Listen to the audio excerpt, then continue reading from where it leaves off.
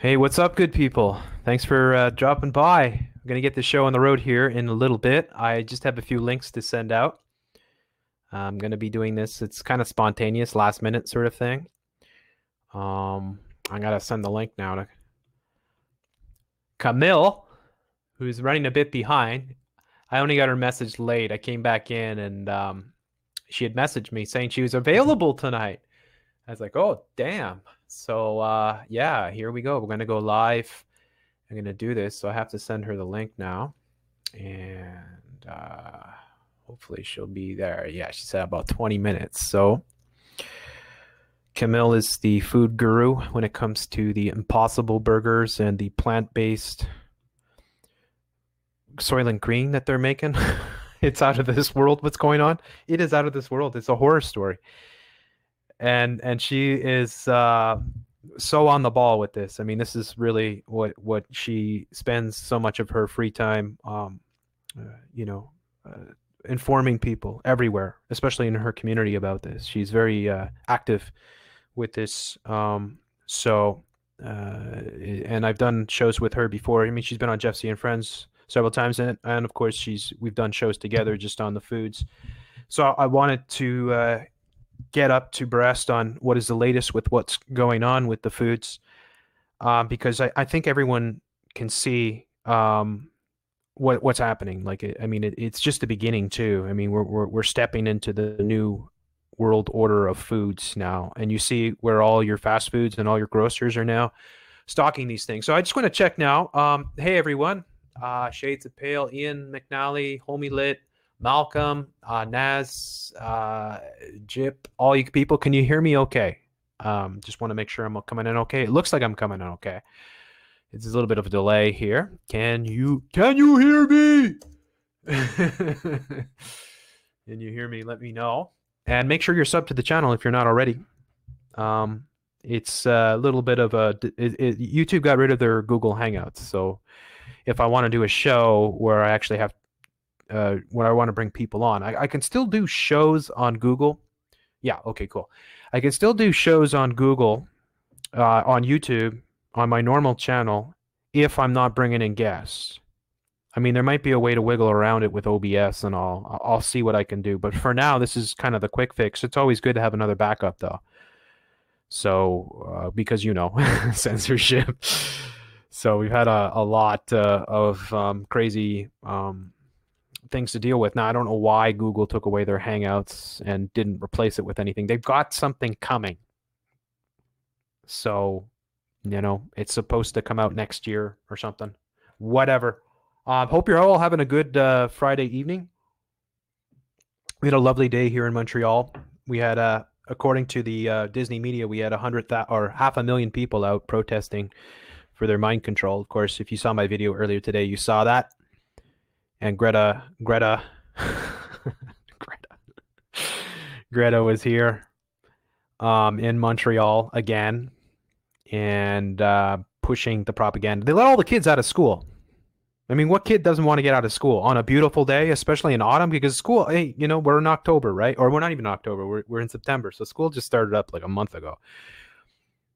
The last place on planet Earth that I would want to be at any point in time, pretty much, is in a school classroom. So you give me any opportunity, and especially when you're young, say you're 16, 17. I mean, they're high school students, university students. I mentioned in my video that Montreal has the highest per capita for student ratio. So the amount of people in the city, that it has the highest in the world, apparently, or at least in the Western Hemisphere, as far as I know. And so they let them all out of the schools. So every kid got out of the school. Well, where else are you going to go? It's a beautiful day. If you're in downtown Montreal, going to go up on the mountain, get some sun.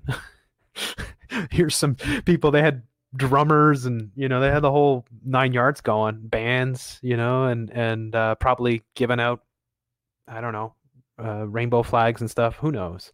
Right. But, the kids all show up and they have no clue what's going on. I mean, how are they supposed to know anything about anything, right? They don't know their ass from their elbow. So, sustainable food labels on food stores all over. Wow, eh? Yeah. Hey, I'm on the south shore of the island of Montreal. Salut, Malcolm. Thank you. Hey, nice to see you. Yeah. I think there are more Montrealers listening to my show these days. I try to, one of the ways I try to reach people is through Twitter, if I can. And I try not to be belligerent. So if you do stumble upon me, I mean, a lot of people discovered me through Stranger Than Fiction, who's a good friend and doing great work. And he's probably asleep right now because he's on the other side of the world. And KJ Osborne, of course, another great friend. So I got a lot of new subs on the main channel, which is great. And hopefully they'll won't censor me anytime soon. Knock on wood, right? But yeah, it's important to be able to communicate with people locally. So I'll talk to Camille about that as well when she jumps in here, about what she's doing on the scene, right? Because she's very active. She's constantly talking with people in her communities and presenting all kinds of information. And then she's going to speak, her mother as well, going to speak at the town hall and stuff when they have these meetings discussing these things. It's very important. It's not something that I do, but I do this. So I feel like, that kind of, I'm doing my part. But it is important if people can get on a municipal level. I would have liked to have been out there today confronting David Suzuki, I would have confronted David Suzuki about all his properties and homes that he owns, right? And the fact that he's a major hypocrite.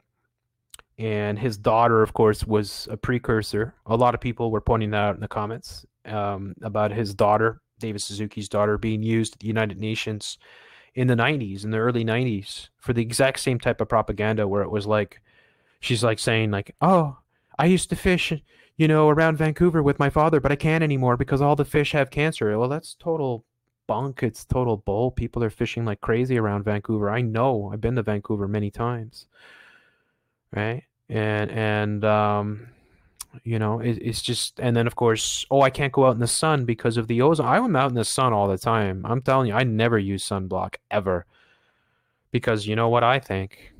I think that if you're going to get skin cancer, that's probably what's going to give you. I don't think the sun is going to kill you. I think they can tell you that the ozone layer's depleted, or like they did. Just like, they do these things over and over again throughout the decades. And then if you trace where it all emanates from, well, it's all from the banksters, essentially, right? So, the global warming thing is something they whipped up ages ago. The overpopulation thing, been around for ages. 200 years plus, and it's always been the banksters that have been going, oh, we got too many people, got too many people, got too many people, got too many people. They've been singing the same song over and over again. You go back to the 20th century, the early 20th century, I'm talking 1900, around there. Some of the biggest stories that were out at the time was that the planet couldn't support the amount of people that were on it, and there was less than 1 billion people at that point in time. We're now at whatever they tell us, 8 billion, right? And we're doing fine. In fact, we could easily support double the population. I mean, I'm not encouraging that we, continue to overpopulate the planet, although that could be a misnomer as well. But I think a lot of what we're getting is just their agendas, right? And their agendas manifesting. If they can condition us into this mindset that we're destroying the world, if they find a sick polar bear, they have a sick polar bear. Well, there's global warming. Oh, there's a cold spell. Global warming. Well, there's a warm spell there. Global warming. This is what they do. So they have no credibility to stand on. And they're using these actors who are clearly connected. I mean, showing today in the video that Greta Thunberg's, relative, one of her relatives, was the first guy to develop a method of collecting the carbon emissions or calculating the carbon emissions. And we're talking back in the early 20th century, the early 1900s. So they were trying to make this argument way back then. It's out of this world what they're trying to do, right? And I'm not against cleaning up the environment. I mean, I'm very much in favor of keeping things clean and, cutting down emissions and pollution. I don't like pollution. I don't like to go swimming in the lake and, it's all polluted. but be real about what you're doing. This is not what they're doing at all. They're deceiving all of us. So that's important to say. KJ's amazing. Yeah, KJ's awesome. Stranger in Fiction is awesome too. Really Graceful is amazing. True State Media. Jeff woke me up. I will always be grateful. Awesome. Thanks, Chip. I appreciate that. Yeah. Awesome. Yeah. I'm doing KJ next week, apparently. Hey, I'm going to be back on KJ's show. I'm pretty excited about it. He contacted me. So we have so many different things that we could talk about. That particular podcast was more about the degeneracy of the youth. But maybe we'll talk about the foods. Maybe we'll talk about, a lot of other things that are going on. Agenda 21, of course, which is encompassing depopulation. So many things going on. So it's pretty crazy. It's amazing how the movies and the television and all these things are all pushing the same agendas. I mean, it's not it becomes so obvious when you go to movies or you see the films that come out. I try to watch. It's difficult. I am watching a series right now that's dealing with time loops and stuff like that. So I'm going to try to do a video upcoming on that particular topic. But Saturn and all that, right? But it is difficult for me to watch a lot of these films. I get 5 minutes in and I just turn it off. I put on the Elton John biopic, and within like 2 minutes, I'd turn it off. Within 2 minutes. I mean, he came out in the Elton John pic. He comes out as the Baphomet. I mean, it's the first thing. They open the doors, the light. He comes out from the dark and through the light sort of thing, and he's the Baphomet. And he's going to an AA meeting. And next thing you know, it's like the whole neighborhood is singing and dancing. And it's just like some horrible musical from hell. And it's just like, okay, that's it. It's done. I'm not watching another minute of this. So I have a difficult time. Hey, what's up, Chad Luigi? Yeah, I'm looking forward to that. Really compelling listening to you, two curious and intelligent minds discuss things that actually matter. Yeah, thank you very much, Gary. Appreciate that. Man Bear Pig. I love that name. Let's talk about something real, something blatantly obvious, that we have no rights here in Quebec. Yeah, it's true. As you know, it's crazy what's going on. And this is all Agenda 21. Montreal is Agenda 21 Central. It's out of this world. I mean, Montreal might as well be in Sweden. Just take a walk downtown. I mean, it's beautiful, but it's also disturbing at the same time. It's United Nations everywhere, right? Everywhere you see these billboards with refugees, right? It's like, what's going on? Are you trying to send me? Obviously, we have the largest gay village in the Western Hemisphere, which is not a good thing. I'm sorry. I'm nothing against gay people, but shouldn't we all be in the same villages, right? I mean, what, you're going to go to Debauchery Lane to get your quick fix and your drugs and everything else? And of course, if you go to Debauchery Lane, aka the gay village, you're going to see a lot of pretty disturbing things. And some of this I've shown. And this is not just Montreal. Toronto's doing the same thing. I mean, they're doing the same thing in most of the major cities in Canada. But Montreal, right next to the gay village, we have the sustainable gardens. Like, it's just everywhere. So I put a whole video. All over Montreal are the electric bicycles now to go with the Bixie bikes, and then they got the little green scooters, which are just retarded. I mean, you got to be, what's the matter with you if you're gonna go around? I mean, like little kids, yeah, okay, a little kid on a scooter, but I mean, you wouldn't catch me dead on one of those things. I mean, it might be useful to bash somebody on the head with, but I like the people that are putting them everywhere. Like, I have the fantasy of just sticking them up in trees, like, and climbing up and sticking them way up high in the tree, just to like give them the FUCK sort of thing. So, anyways, hang on a second here. I'm gonna check, make sure. Camille said she'd be here in 20 minutes. So it should be pretty soon. I gave her the link, so she should be able to jump in. The food is getting worse. It sure is, man. It's getting bad. That is for sure. We are being inundated on a daily basis with this rapid transition. Let me see here. Close this. I got to keep an eye on here to make sure. Last time I was doing the show and I didn't realize there was people waiting to get on, and I had to add them. It's a bizarre little contraption they've got here, a little app, whatever. that they're using. Oh, I can just look at here. Okay, that's cool. This is actually better. So I can close this window here, and I can just focus on where the actual show is happening here. So I don't need to have an extra window open, which is pretty cool. Yeah. So yeah, the foods, we're going to get into this in a big way. I am always horrified by it. Like, I see it everywhere. Everywhere I go. We talk about the Impossible Burgers, because the Impossible Burgers are always in the news, and every day they're impossible. I looked up Impossible. I got this James Arthur Impossible Burger here. I'm gonna talk about that. I mean, Camille's the expert on this stuff, so it's going to be really interesting to get the latest on this. But there's a bunch of stories today. Business Insider's got 2, 3, 4 stories on this today. I cooked an Impossible Burger at home. Here's what I learned. Business Insider. Here's another one 4 hours ago. I'm a beef eater, but after cooking 3 beef recipes with Impossible meat, Costco will say, I want to see, I'm switching. I'm gonna, yeah, okay, here we go. I'll see if I can share my screen here. What do I do? Hang on. Yeah, screen share. That'll work. Screen share. Select the window. What it's like to cook with Impossible. There we go. Allow. All right, there we go. Yeah, check this out. I'm a beef eater. But after cooking 3 beef recipes with Impossible meat, I'm a convert for life. Wonderful. Just 3 meals. In just 5 minutes. 5 minutes. That's it. I'm done. There's 3 stories, at least in Business Insider here today, just on this. And then you're like, Business Insider, what is that? Well, it's all the same. It's all your Disney media. Let's see if we get some more stories here. Oh yeah, there's a ton of them. Wow. Okay, this is a good place to start.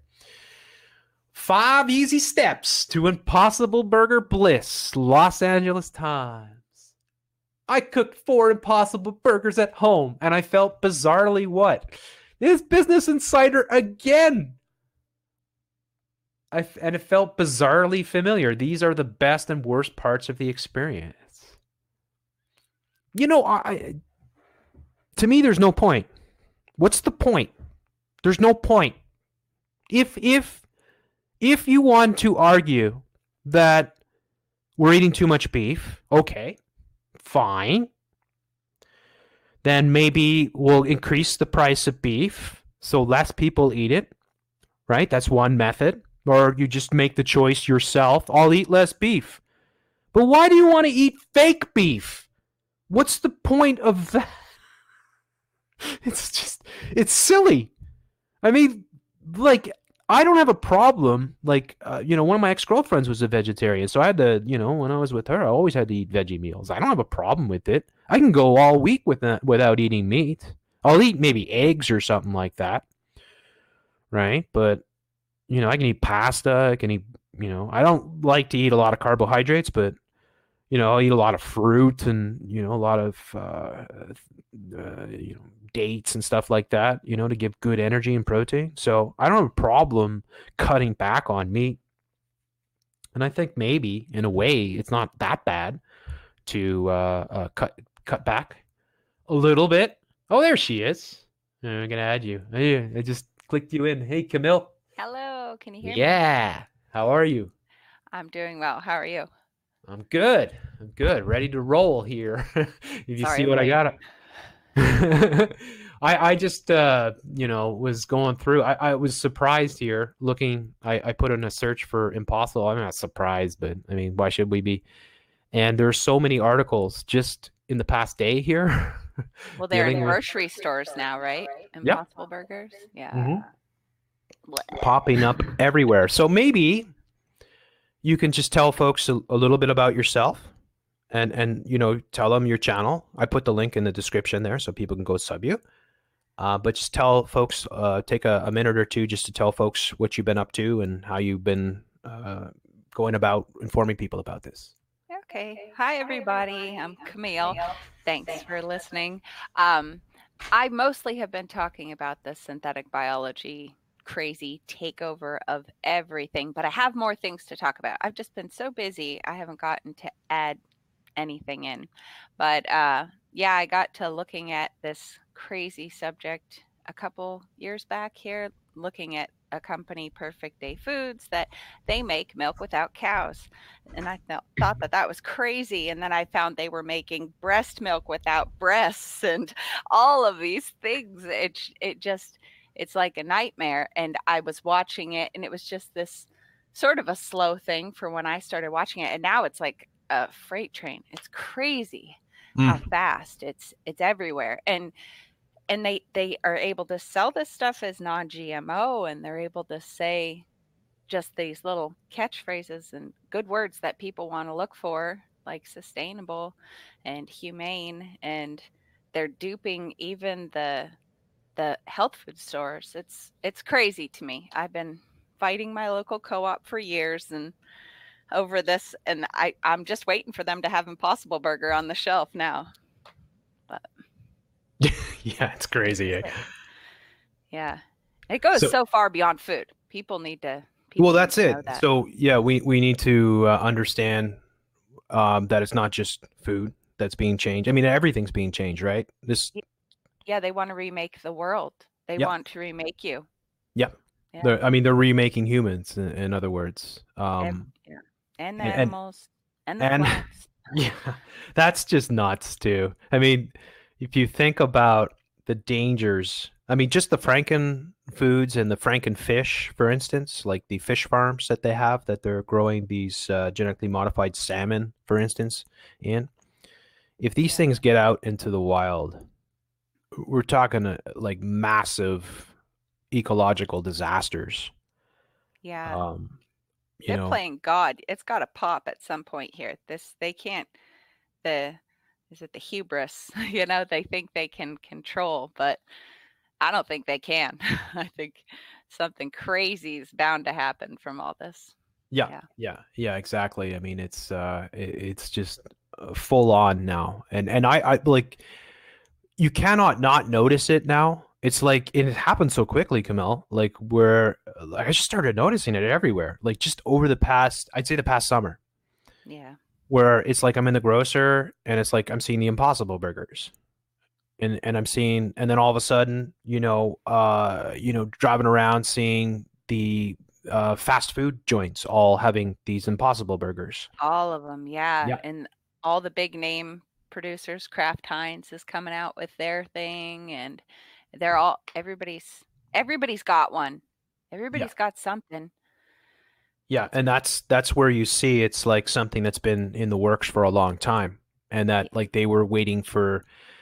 I mean, they're obviously been working hard at producing these things and perfecting them, right? And then it's a matter of the right social conditions to bring these things in. So much of what we're seeing, especially like today or the past week or so, with say Greta Thunberg in the propaganda, is all part of this, right? It's all because like the mental conditioning of the masses is like we have to drastically change our ways, otherwise we're doomed. I mean, that's what Greta Thunberg is pushing, that humanity's doomed unless we drastically change everything, right? So it fits into the rhetoric that everything needs to change, and and so we all have to buy into this and believe that this is for the betterment of humanity, where these foods, there's no way that they've had any, just like the genetically modified, right? There's no real long-term studies that are done on the impacts of these foods. And time again, what we've seen, I mean, when it comes to like genetically modified foods, aspartame, things like that, these products, these highly controversial sort of chemicals get approved, they get rubber stamped through the revolving door of like, the corporatocracy, like Monsanto, for instance, and with Europe, the exact same thing where they. I don't know if you knew about this, but I talked about it in a video a couple months ago, where it was with aspartame, and it was like that the I can't remember the name of the European food sort of organization that approves these things, but they had basically discarded several dozen studies that showed that aspartame caused tumors and cancer and all these, liver damage. And they basically just, no, we're not going to look at those studies. We're going to pretend they don't exist. Right. Yeah. And then they approved it. And it's like, whoa, now there's calls to have it yanked from the shelves. You've already let the genie out of the bottle. And then, it's like, the same with genetically modified foods, where like so many studies that have been done that actually show that genetically modified foods are dangerous have been completely discarded and ignored.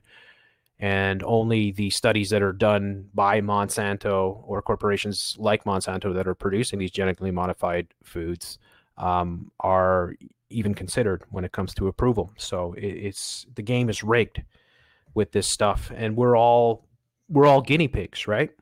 Absolutely. Yeah. It's terrifying. It is. It's like, what do you eat anymore? What do you even do? They're Yeah. they're So not on our side, that's for sure. Passing all no. this stuff. Well, that's it. I mean, and okay, so I asked this question before. I would like your answer on it, and everybody that's listening right now. It's what's the point? What is really the point? Like, I know what their point is, but like from an average point of view, like why bother faking a burger? If you're going to be a vegetarian, why not just not eat burgers? Right? Why Well, even delude they say a lot yourself? of it is for the meat eaters, like the vegans and the vegetarians. They could eat these things if they want, but from a lot of what I've heard, it's just for us evil meat eaters to get us like fill that gap so that we could come to their side on it. So you think that That's just the I people that mean, might think obviously, all that. okay, so the whole vegan movement, and I'm not against vegetarians or vegans at No, all. eat what you Uh, want. yeah, Just eat know what you what you're want. eating. Absolutely. That's That's all I want. that's the whole thing, Yeah. right? You just know what's in your foods, and I'm someone that everything I buy, if I can, I'm picking up the label and I'm scrutinizing, reading. But even then, it's not enough, right? Like Yeah. with what you're saying is we don't that only tells part of the story basically, and it omits a great deal. Do you want to elaborate on that? Well, some of what they're doing is the modifying the tiny life, like the yeast and E. coli and algae, and they turn them into whatever kind of living factory they want because they've got the code of damn near everything, and they want to be able to create these things. Well, they have them produce molecules. It's not they say it's molecules, not cells, and so there's no proving where those molecules came from, so they could be anything. So like what I don't know how that's going to work on the ingredients list, but yeah, they're enslaving tiny life to make your food, and they don't have to tell you. It's Yeah. they don't have to tell you, and like that's just totally reasonable, right? I think it's crazy. I think it's But it's also, yeah, another thing to note, which I think is important, is the type of labeling that is used, right? It's like it's always green, yeah, they right? set us up Yeah. definitely. They Yeah. took So those like words. where we're being bombarded everywhere we look, especially in the Disney media, New York Times, CNN, Oh, did you Steve- see Disney's going to be offering 400 or something plant-based items on their menus? are you serious? Yeah, I just saw that the other day. Okay, let's see if we can find that and bring that up because that would be really interesting to look at here. So I'll just put Disney plant-based cuisine. Yeah, it's all coming up here. Disney has announced more than 400 vegan plant-based options will be added to all dining locations in Walt Disney World. Disneyland Resort. And they say producing food this way is going to be cheaper. So I can't imagine these big places where do they care about the quality of your food in the first place? Like, why not just do it all this way? You know? Well, I mean, my argument too would, like I said it before, pardon me, before you came on. Like if the problem is, or if you want to sell the problem that we're eating too much beef, right? And say there's too many cattle ranches, there's too many cow farts, right? Too many carbon emissions coming, and how much carbon it takes to produce a slab of beef or something like that. Well, then why not just make beef more expensive? Like make it what it actually maybe should be, right? So that maybe you can afford half as much, so people are eating half as much, right? And then when you have the beef, you enjoy it more, you pay more for it, but hopefully get better quality. And then you just make it so that it's not something that it seems so hypocritical.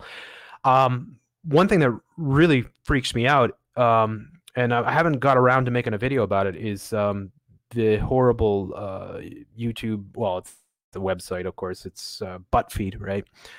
AKA BuzzFeed, and how they are always doing these eat everything on the menu, right? Eat everything on the menu, and Keith eats everything, and the Try Guys try everything, and we're going to eat everything that's on Burger King, or we're going to go in and order 98 hamburger patties and make a giant lasagna out of it. They do that for years and years and years, and then they have the gall to put up one video where they're saying, well, we got to stop eating beef. It's like, you got to be kidding me.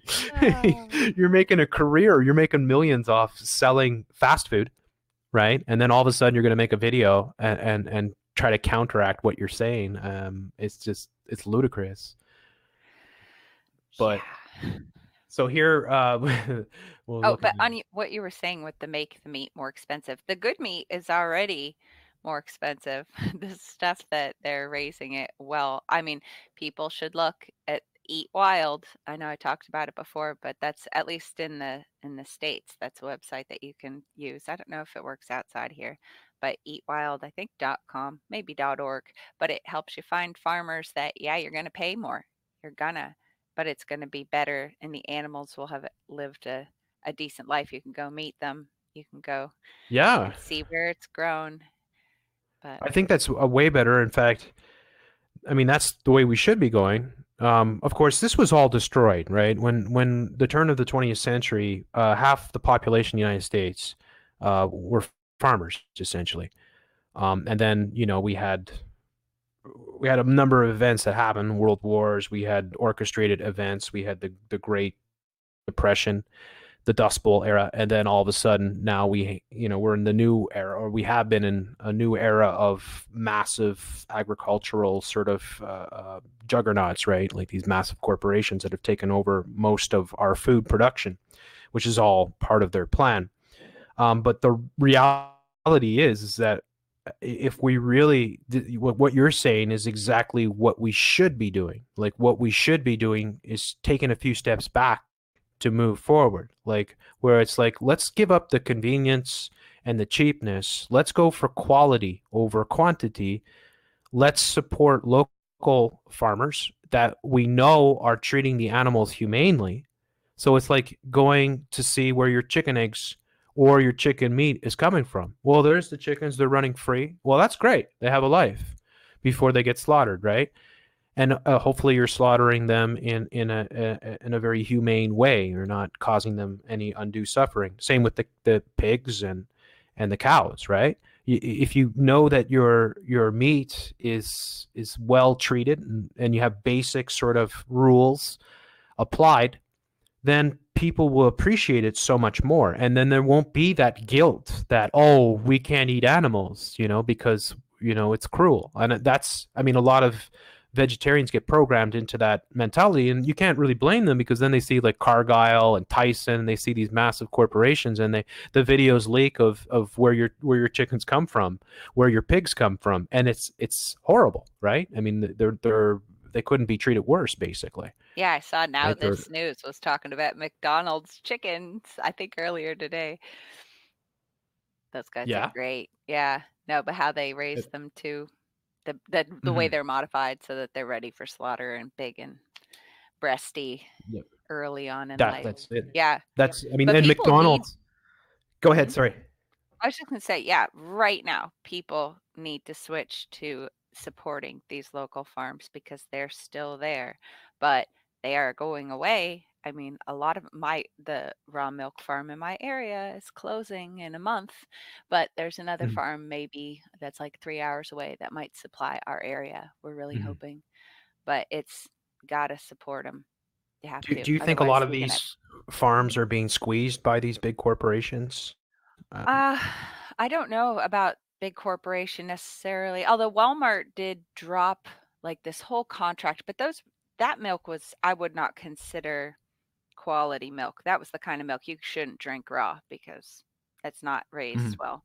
But and so that they dropped a lot of farmers, um but yeah, I don't know. One of the local farms that we had in my area did get legislated out of business. Like the government changed the law, I want to say a year or two ago, that they had to get all this extra equipment and go to do thousands of dollars in testing and training and they had health department coming and checking and they were always good.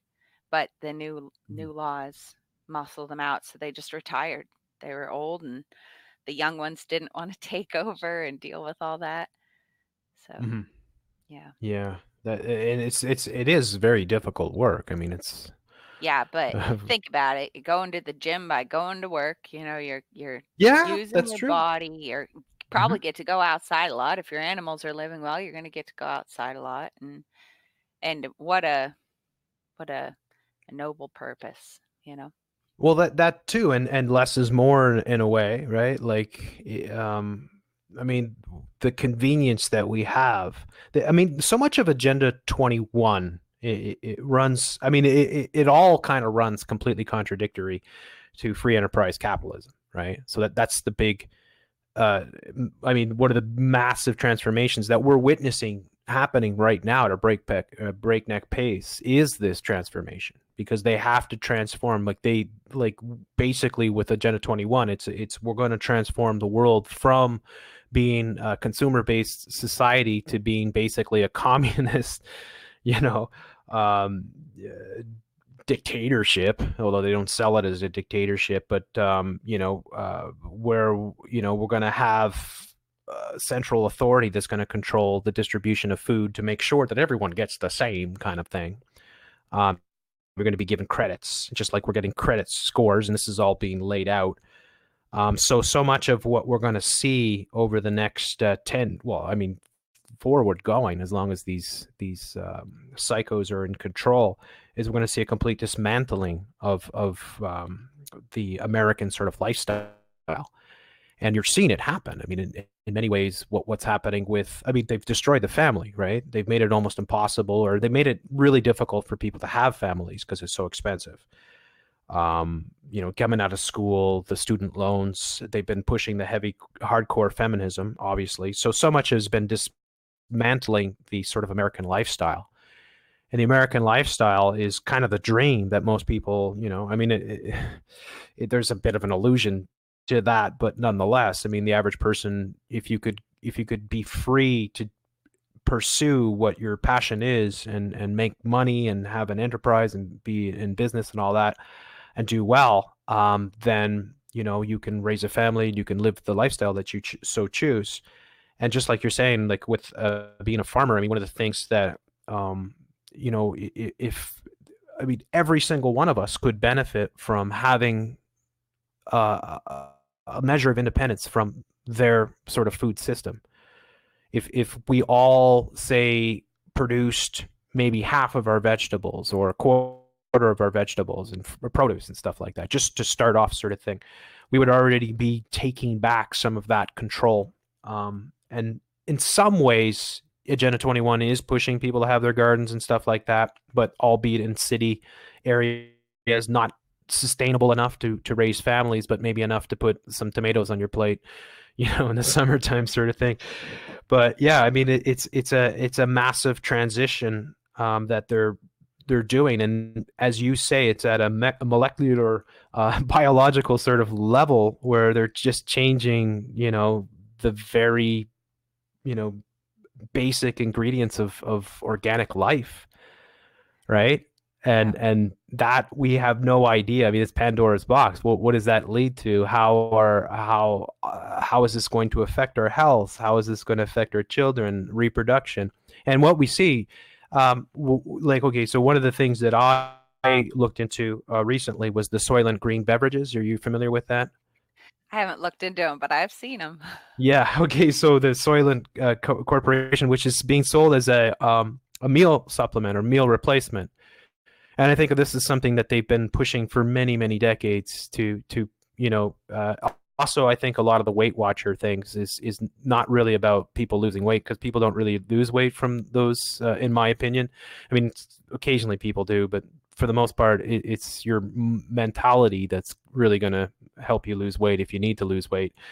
But most of these, I believe a lot of things like Weight Watchers are designed to program people into this type of meal replacement, where your meals are, they're either frozen, you stick them in the microwave, or they're in a bottle, or they're in a bar, like an energy bar or something like that. Good for the busy, busy, busy people. Yeah, because you don't have time, right? You got to get on your bus to get to your train to get to your glass tower, sort of thing, right? And you don't have the time, and then you got to go maybe pick up the kids after you've finished your day of work, and so these quick fix things and they can work in a pinch, and is again like the Red Bull type drinks, which I think are absolutely toxic, and I would never ever drink that stuff. But I think in many ways they have been conditioning us into fake foods, basically into these supplements, and if you see in the films, like, have you got a chance to see Soylent Green yet? No, I've been so busy. Yeah, you got to see that one. But I mean, it's corny as hell, but it's actually set kind of in contemporary, so it's like, it is very important for people. I'm sure a lot of the audience has seen it, but because it's so iconic, right? The famous quote from Charlton Heston: "Silent greatest people." But the whole, I mean, it's written by Small Hats, right? And the whole, it's like the book comes out, it's a New York Times bestseller. Within a year, they're making the movie, kind of thing. That's how it works, right? But the whole notion is that it's around 2020 in New York City, and the population is 47 million. and there's, they don't tell anybody, but they're saying that people don't know this, but the plankton, the food chain of the oceans has collapsed because of global warming, of course. And therefore, people, you don't have access to real food anymore. You only have access to Soylent Green, and it's like energy bars, basically, right? It's like this. It's just it's a green sort of bar that you bite into.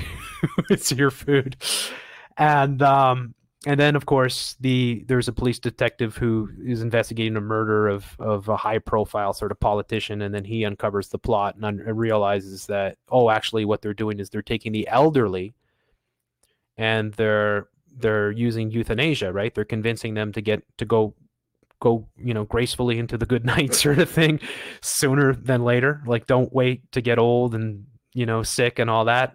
Let's go now while you're happy and you're still living life, and we'll give you a nice peaceful ride into a nice blissful. So they take the elderly and they put them in these rooms, and they give them this visual sort of, like there's the walls are all basically television screens, right? And they're given views of spectacular nature and waterfalls, and there's like classical music playing and all that, and they're basically put to sleep. They're killed, and then they're processed for food. So why I bring that up is because, of course, over the past month or so, that's been one of the big sort of things to come out, right? Was that, we should think about cannibalism. Yeah. I've got this strange thing. I don't know what group it came from. It's when I try to delete parts of the link to bring up the main group. It's just this Thrive thing. I don't know what it is, but it's this whole argument about cultured meat, and the end of it, it goes into cannibalism. Mm. Yeah, and it's saying that the argument against doing human meat, it would be speciesist to be against culturing. It's several pages on, Wow. yeah, on the I wonder, cannibalism. Jane Goodall was just here in Montreal, ironically. Mm. I find that interesting because Jane Goodall infamously sort of, or rather, I guess you can say famously, showed that chimpanzees are involved in cannibalism. Oh, And of course, chimpanzees, as they tell us, share 97.5, or I don't know, it's like that they tell us that chimpanzees have 97% of our DNA, basically, that they're our closest relatives here on Earth. I wonder what So, the percentage is for everything else, because aren't we pretty, I mean, isn't all the life sort of well, yeah, mostly? that's I don't know. It's not an area that I dig into, Yeah. and with evolution and stuff, you're gonna get a lot of different opinions, and so I don't really dig into that too much. But I do find it interesting because I'll just put this in a search just to show this because it kind of does tie together. Jane Goodall, she was just here, and you think about it. Now, she was in Ottawa the other day, so she was just in Montreal. Watch scientist Jane Goodall speak at McGill University. So McGill University is one of the major universities that's involved in this type of new types of foods and medicines and everything else. And here she is speaking in Montreal, and then you got Greta coming in. I mean, you got all these characters coming around. Yeah, I can't help but think that there's some connections to what's going on because Jane Goodall, as I mentioned before, was the one that revealed that chimpanzees were had cannibalistic and cannibalism too in the movies has been amped up over and over in the television shows where it's almost common to put on the television. I wouldn't know. I don't have a television, but I'm saying judging by all the zombie type shows that are basically the prime time for today, right? um, that it's pretty common that you'd flick on the television and it would be a human being eating another human being. Yeah, pushing the zombie thing. Yeah. Yeah, Just where we're already zombies, we're just the yeah. automatons, like we're going along, just going with the flow. Yeah. Yeah. So I mean this is a little bit maybe off topic, but it is interesting that all of this stuff is coming to the surface now. Like they're upping the ante. They're pushing us further and further off the edge sort of thing when it comes to I mean like to me cannibalism, the only way you ever consider cannibalism is in a life and death situation, Yeah. right? And why would you ever think about it any other way? I mean And we even just then, if we all knew more about nature, there's so much out there that's edible. We just look at it as weeds. yeah. So, Well, I mean, yeah, if you were snowed in or something and you're stuck in a cave and there's some dead bodies, that aren't, rotting and you haven't eaten in a week or two and, okay, well then maybe, but that would probably take like extremes like for some, but why would you even contemplate it? Why would you even think about it? Because it's so utterly barbaric to even consider something like that. And yet here you've got mainstream. Here you've got Joe Rogan talking about it. Here you've got all these New York Times and everybody else putting out these articles saying, well, cannibalism could save the earth. Could look at this. I mean, Swedish scientists suggest cannibalism to combat climate change, of course, right? Like tying it all together. So in many ways, like I believe what they're doing is they're deconstructing what we think about food. I mean, they're deconstructing us, our children, and everything else, but they're deconstructing the way that we view food. yeah. Right, like and this is a quick transition. Like, okay, yeah, it's been going for a while, but we're seeing it amped up. Like, as I said, like just me going around seeing, like, oh, wait a second, so first I saw it was A&W that had the Impossible Burgers. Then it's Burger Thing. Then it's McDonald's. You Yeah. know, Tim Hortons here in Canada, not only do they have the fake meats, but they have the fake eggs. I was laughing because I saw a week or so ago that the Beyond Meat stock drops because Tim Hortons pulled it from part of their Canadian market. But then right after that is McDonald's Beyond Meat. We're gonna sell it. Yeah, Yeah. Beyond Meat. So yeah, it just like I look at the narratives and how they're rolled out, and I think that if you have a general sort of pulse on how the corporate media is pushing these things through, and then you see the corporation, I mean, it's all connected, right? There's no accident. It's not like, wow, Burger King is doing something and the other corporations are saying that's terrible. We would never do that to our food. It's not like McDonald's is coming, like, because in the old days that's how it would work, right? In the old days before it was a one world sort of corporatocracy, if you will, competition was cutthroat, and you would do anything to expose your competitors. So if your competitors were going to do something that was controversial, like, oh, look, Burger King now is serving fake beef. We'd never do that. We're McDonald's. We always give you 100% pure beef. They're bullshit. But Now you they're don't see that. cooperating. Yeah, they're all. Yeah, the tech is licensed from several companies, and everybody gets to shortcut their way to all of the places selling this.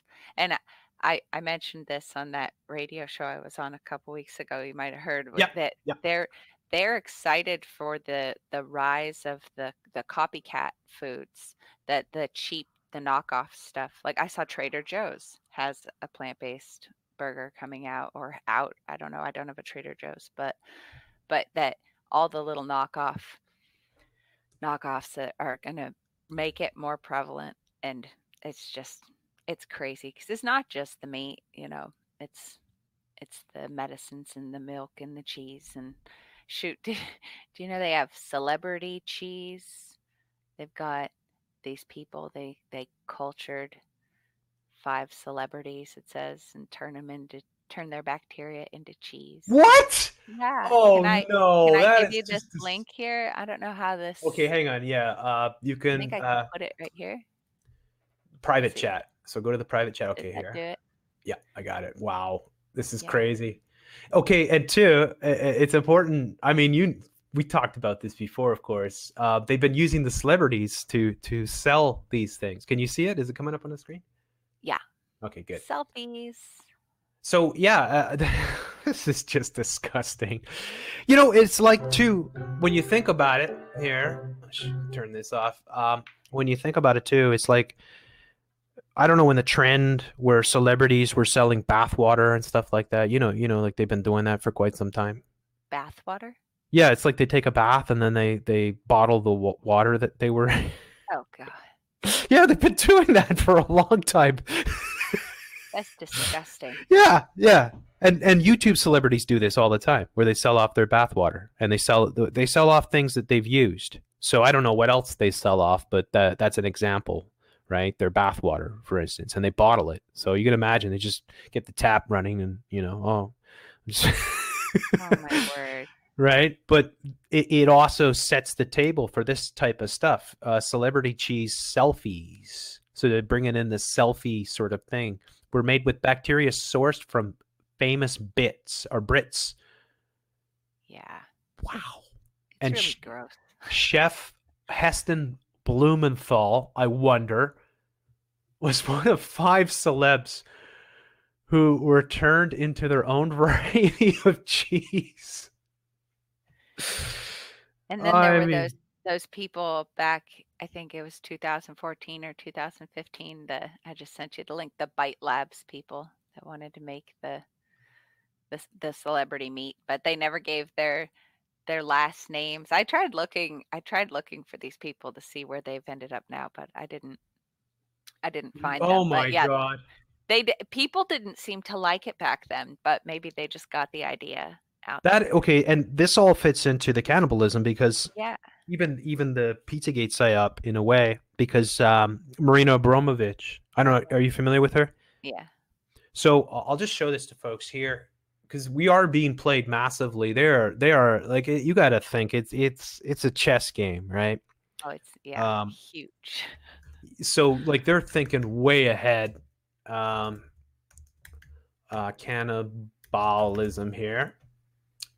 The celebrities have been doing. I don't know what Google will bring up here with this, but yeah, here's an example: Katy Perry, Ugh. right? Here's another example. We showed this. I showed this way back, I I think in remember. Yeah. 2016 or late 2016, where you have celebrities and they're coming together and they have like it's mock cannibalism, but maybe not. You know, you never know with these people. But they have models that would put their heads here. Like these are actually real people, as far as I know. Like like back when this was happening, they're all wearing lab coats. So I hate the way they do the pictures now because it makes it smaller. But can you make that out? That's Will Ferrell. Yeah. There. So they're using real human beings, and then they're making like the meals are like cadavers. They're like human bodies, and then all the celebrities are going and taking out pieces out of the cadaver, and then they're bringing it back to their tables to eat it, and then they've got these heads on the table, sort of thing. So this goes back, folks. It's in the music videos, and here's Katy Perry doing the same thing. Yeah, and if they start culturing the celebrities, then you could be a cultured cannibal. Yes. So the Rothschild, the infamous Rothschild ball from 1972. Another thing that I covered way back, I think probably back in 2014, when these photos first kind of surfaced. I don't know if it was the first time they surfaced, but they certainly became a phenom on the internet, or at least in the alternative media and the truther sphere, if you will. And so you had all these pictures from the Rothschild ball, which featured the Rothschild family, of course, but also many major league banksters and A-list celebrities like Frank Sinatra and Audrey Hepburn and others. And they were all wearing like really bizarre, mind-controlled MK Ultra type costumes and split personalities, and it was just utterly bizarre beyond belief. And yes, they were doing this exact same thing where they would have these cadavers. So this cadaver that you see, which is obviously not a real human being, but it's a naked woman there, that was dessert. So you would dig into that sort of thing. And then you see below here, which looks more like it's more normalized. So normalizing cannibalism. I'm going to open up this this is Renegade Tribune. I'm not sure about this website, but this is from 2017. So they're showing here Katy Perry. So it's almost the same thing, like what you just saw there. Like this is Katy Perry here. Yeah. So it's the exact same thing that they're doing again. They got Katy Perry mimicking what they were doing at the Rothschild ball. I don't even know about this because I never listen to any of their music unless I have to do a video. But here she is with a song called Bon Appetit. Yeah, she's weird. Well, they all, yeah. So this is part of the conditioning, changing the food. Now there's a film. I don't know if you've seen the film. It's called Snowpiercer. No. Okay, I'll bring that up for a second here because I think it's pretty interesting. You probably want to see this one. I think you should see these ones because you, out of all people, I want to. Yeah, I mean, I'm not going to say they're fun to watch or anything. This one's rather interesting though. It's by some Korean filmmaker, probably half Korean, half something else, but the food in here is very interesting because they eat these black bars here. So very akin to the Soylent Green itself. They're like these gelatin type bars. So this is not what the elites eat. And isn't this interesting? Do they actually have these? Well, of course they do. This is how it works, folks. It has a bug on it. Yes, because what they discover in the film is that what they're feeding the peasants and the lower classes is bugs in these gelatinous bars. Now, how much of this do you see where it's eating bugs, right? Eating bugs. Like this is another craze that they're pushing everywhere. New York Times pushing it, National Geographic's pushing it, Slate, BuzzFeed. There's all these restaurants now that are popping up that are serving insects. So they are conditioning. They're first. It's very akin to what I call the Black Mirror sort of effect, because Black Mirror is not there to wake you up. It's there just to soften the blow of what they're doing. It's there to show you so that you accept it when it comes. The shock is worn off. You've already entertained the idea. This is what predictive programming is. Predictive programming says you've already entertained the idea of something horrible like the Twin Towers being collapsed because we've shown it to you thousands of times. Well, maybe you haven't seen it thousands of times, but you've probably seen it dozens of times. And now you're seeing it in real life. Even though it's shocking you, you have been conditioned into accepting it because you've already seen it happen many times before. And So these bug bars, this is what we're gonna get if people just la la la la la, not pay attention and yeah, not support where you can get your food right locally. Because if once they control it all, holy cow, we're gonna have bug gelatin bars. That's yep, weird. yeah. Yeah. This. Ugh. Ugh, God, So seriously, you're supposed to eat eating things that eat bugs. bugs. You're supposed to eat chickens. Here's New York Ugh. Times. You may not want to eat bugs, but you would eat meat. This is just recently too. They put a. I've been covering this for years with New York Times. So you might not want to eat bugs, but you would eat meat that ate bugs. Is that being speciesist again? Yes, exactly. Gosh. The exact same rhetoric here, where it's like, well, you're being a hypocrite because you don't want to eat bugs, but you're eating animals and they eat the bugs, so you know.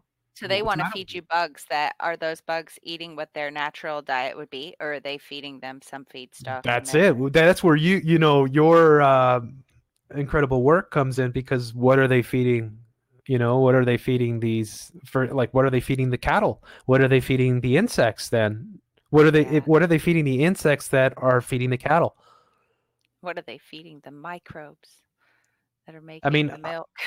I know that I was listening to your show there, which you did really well. I didn't get through the whole thing. I've got like about 20 minutes left to go. But I got through a big portion of it. And I know Clint was speculating all this crazy shit where he's like some alien species. Well, there's a lot of background stuff that he's looked at on there. I didn't get to put my theory out there. One of these days I'll put my theory. It's not that, but Why don't you put it forth? Tell us. Or do you want to wait? Well, maybe in a little bit. Sure. Okay. Yeah. But yeah, okay, so this all ties in because it's a deconstruction of you. Okay, you are what you eat, right? Do you agree with that statement? Oh yeah. Okay. You're remaking yourself all the time. So it's like building blocks, people. You gotta give your body what it needs. So if they are fundamentally changing the molecular structure of what we're eating, then what are we going to become? Yeah. As a result. Totally remade. Yeah, and so much of this is the celebrities are pushing it, like, oh, I ate a bug pizza or something like that, right? And these are popping up everywhere. I'll see here if I can find insect cuisine or insect foods. I don't know what would be foods. See what comes up. I mean, you can get many of the same articles. Edible insects market worth $7.96 billion by 2030.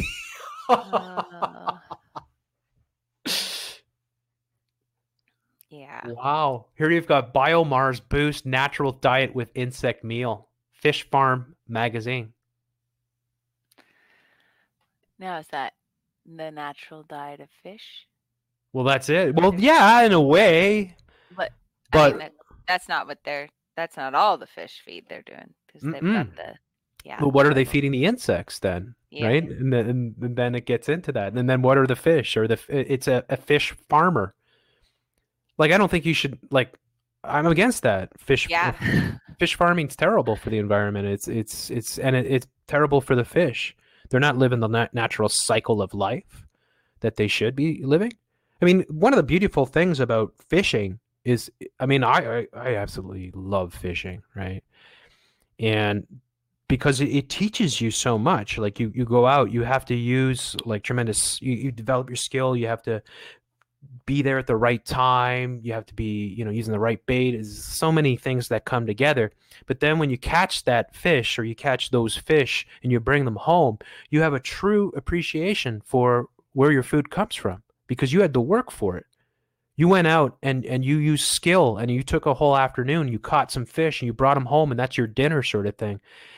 And then you see, like, I've caught so many fish, like, I'm just always amazed by how strong and amazing fish are. Like, they're just incredible creatures that, this is what they're annihilating. Like, they're reconstructing fish. I mean, the frankenfish, for one, where you have these salmon that are 3 or 4 times the size of an ordinary salmon in these fish farms because they're grown in labs. They're And they're feeding them synthetic biology. yeah. What's it going to do to you? And they're making it so that you can't really tell. I mean, because just with the genetically modified, and in many ways, the genetically modified thing is some ways it's the least of our worries now. With what you're seeing, where it's all going, right? It's like, we don't only have to know about that, but we have to know much more about everything that's going into our foods. But this is just an example where it's like they make it that you can't label, or they prevent labels from being put on these foods so that you have no knowledge whatsoever of what you're actually getting. It reinforces what Camille was saying before, where you have to support local farmers. And tell your local farmers that this stuff is happening because they may get some animal feed for which they shouldn't be. I mean, they should strive to get away from anything they have to buy like that for their animals. But One yeah, thing I've noticed too, because they have a picture of a dog here, is like, I don't know if you notice this, but dogs are getting cancer like crazy. It's like every dog I know dies of cancer these days.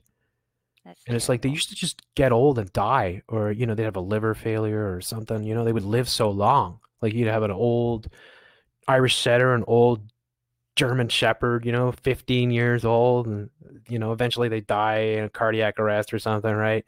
But they lived a long, healthy life. Now they're dying, and they're like 8, 9. They're getting cancers, and it's like, well, what's in their foods? I was just gonna say maybe they'll end up playing that and saying, well, you have been feeding them meat, so because I've seen plant-based pet foods that are coming, and then the stem cell meat, like this would be healthier for your Mm, pets, so they won't get sick. But yeah, yeah. it's a mess. They don't care what they're feeding them either, us or them. I No, don't know. I think that, and that also because they're trying to condition people not to have families and have dogs instead of cats instead of babies and stuff like Although that. one interesting things, I talk to a lot of young people, and some of the ones that I've spoken to, they want children. Like because I mention it when I see them with their cell phones in their pockets. I'm like, hey, you got to understand what that could be doing to you, and don't you want to have children someday? And that's the overwhelming response I get is that they do. But are they going to be sterilized by the time they get to that age? And then it's like Gattaca or something. Yeah. You gotta get them brewed up and be Well, chosen to. the clothing too, because what they've done for like women, like they want men to carry their smartphones in their jean pockets next to their testicles, Yeah, and the women they want them to carry it near their breasts, yeah, right? So and I see young girls tucking it in their waistbands, yeah, tucking their phones. yeah, exactly. And it's like, whoa, wait a second, there's a ton of radiation coming out of that.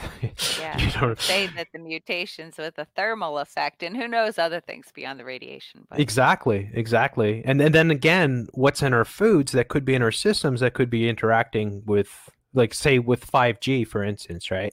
can Like I what? go really, really crazy notion? Well, not Yes, really crazy, but absolutely.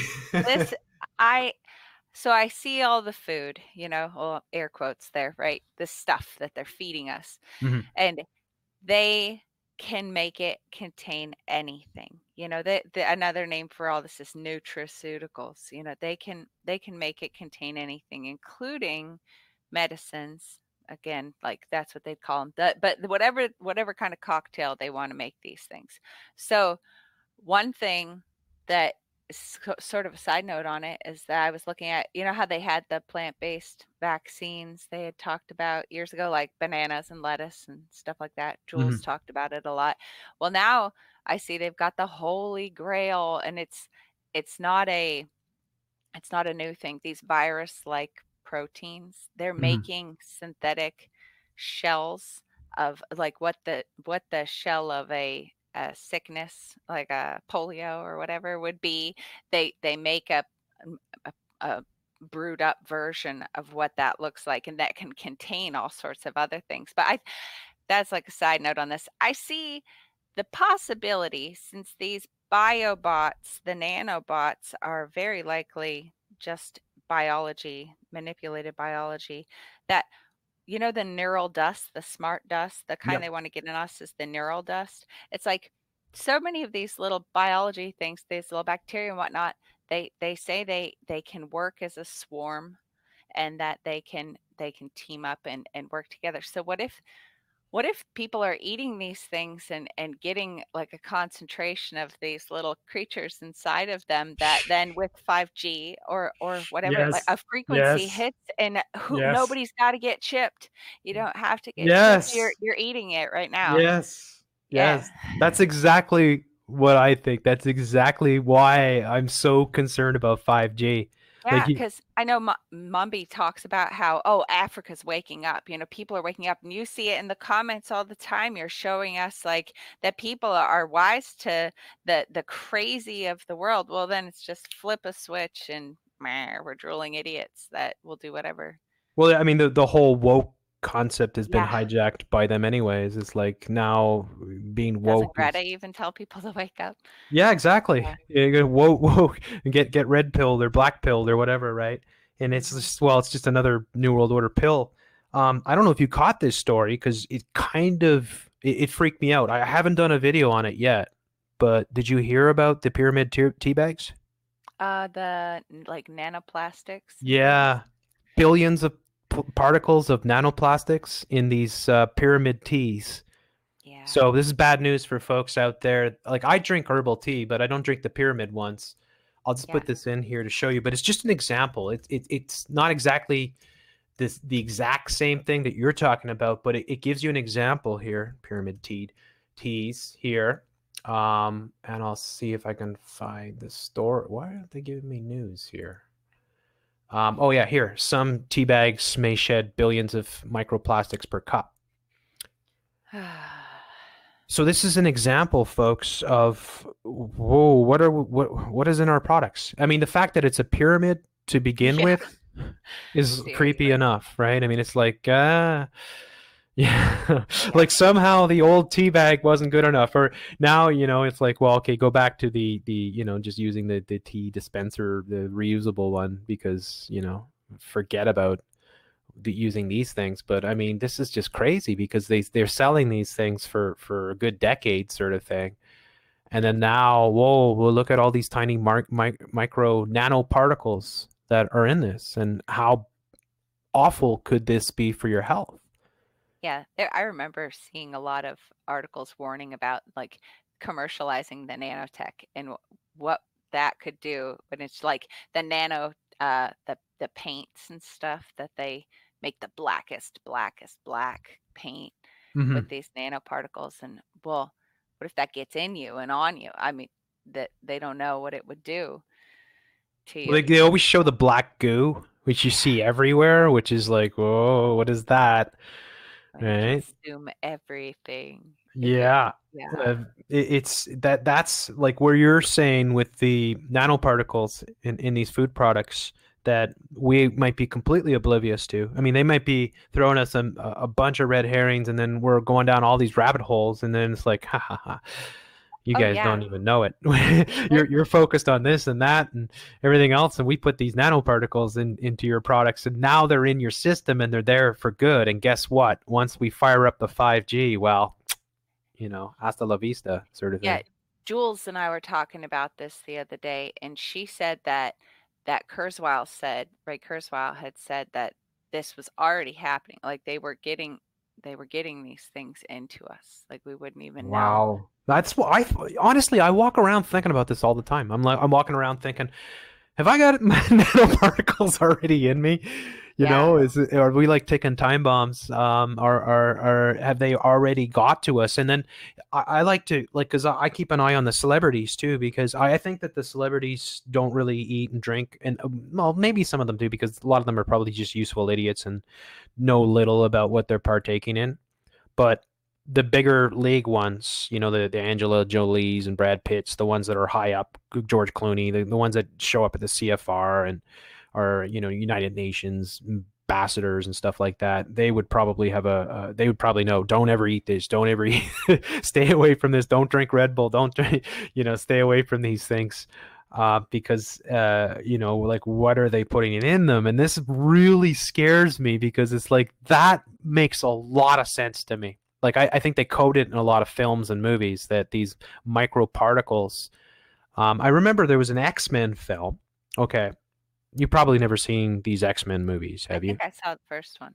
There was, okay, maybe it was that one. No, it was, I believe it's the second one.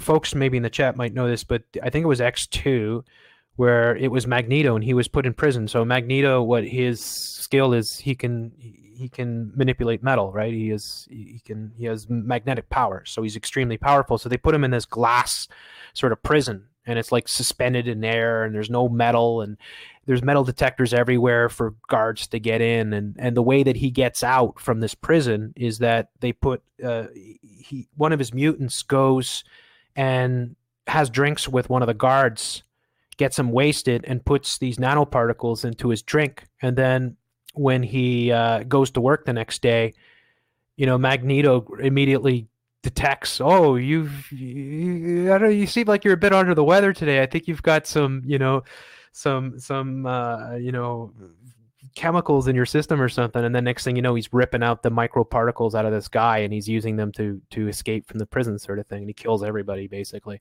But that scene kind of stayed in my mind, because it you know, they show us these things, right? And this could be something where they're showing us down the road, where it's like these microparticles that might be these nano particles that could be in all our systems by this time. It might be impossible to avoid it, because it might be that the food manufacturers themselves, the base ingredients that they're using, like things like soy and stuff like that, might have these particles already in them. I mean, the way that the whole global sort of food system works, right, is like it is a full global thing, right? If you're making like crackers or something, right, you're probably importing, you know, different ingredients from around the world to process these things in a big plant. So a lot of the food manufacturers themselves might not even be aware of what's going directly in. This is where it comes down to the molecular sort of components of what's in these foods that is so terrifying. So I don't know. What do you think about that? It's horrible. It is. I mean, so if we're already filled with this stuff, then I mean, the only choice is just stop eating all this. Yeah. It's Yeah, so you can. hard. I mean, nobody should be playing along with the medical system either, because they're definitely pumping you full of it there, and the food, and what else are people participating in? The drinking your city's water, you know, like all the different ways that they're able to fill us up. It's Yeah, got it. and Full stop. ultimately, like, I mean, for it's the same old solution, right? Where it's like, get off their grid, Yeah. right? As much as possible, get off their grid, get away from their dependence. I mean, this is how they condition us all. They're normalizing, like, one of the things I try to illustrate all the time, normalizing illness. All these illnesses, like kids have a low attention span. Well, you've got ADD or something like that, right? Like, you got to be on pills, you got to be on this, you got to be on that. And instead of just, no, this kid just has a short attention span and probably shouldn't be in this classroom, sort of thing. And they got to cut down on the dye. Their food is making them crazy too. Yeah, that too. I mean, it's like the average kid is drinking or, you know, getting up in the morning, having a bowl of sugar. Pop-Tarts. Yeah. Like, and it's just fake food to begin with, right? And it's full of sugars and synthetic chemicals and genetically modified goop. And then they and stick them in school. yeah, they stick them in school, so they're full of sugar and they're falling asleep. I know, And then I've the been there. teachers bribe them with candy and Yeah, give like prizes. yeah, Yeah. yeah, exactly. So it's like again and again, you know, you're damning yourself before you even have a chance, sort of thing. And this is perfect. This is all being normalized in the way this nanny sort of state culture that they're programming the SJWs with. Just like today, where you had in Montreal, they claim 500,000 people protesting. Right? These people have no clue. They have no clue about anything. They don't have science degrees. They have no idea what the science actually says. They're not actually, they're just going with what the telly told them, sort of thing, right? So they're going out. But it's so easy to manipulate people and normalize all these things so that you become dependent upon the state. And then, you know, you're demanding that the state does more, that protects you more, that provides more for you. And that's exactly what they want. The exact world that they want is a world where everyone is dependent on the state at all times, and that you always cry to the state. They want to control all food production.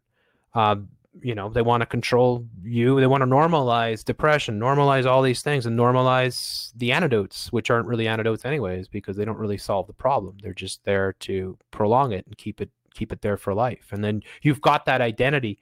You know, it's even with obesity, it's like, oh no, you're not obese, you're fine, you're wonderful. I mean, they're going around selling this, especially to women, right? Where it's like, no, no, that's fat shaming, that's terrible. You know, it's Well, like, they should change no, what we call the sizes.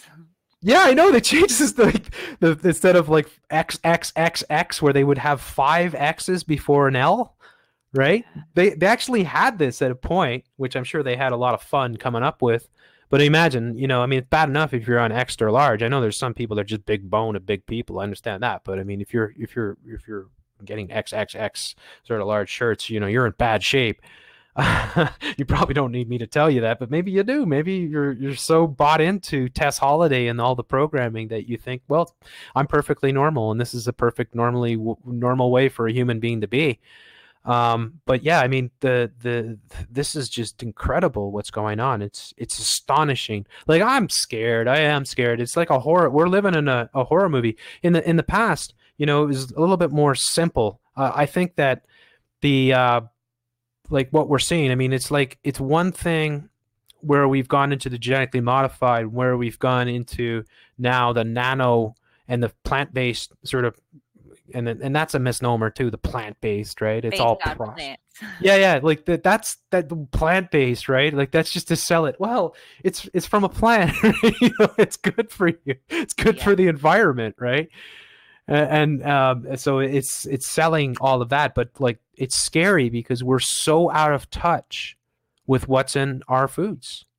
And Definitely, but talking to people is such a cool thing. I got a message from my sister earlier today that she was talking to a friend just about Burger King. And I know I've told you before, my sister doesn't eat like I eat, but they were talking about Burger King. Oh, her friend brought up the Impossible Burger.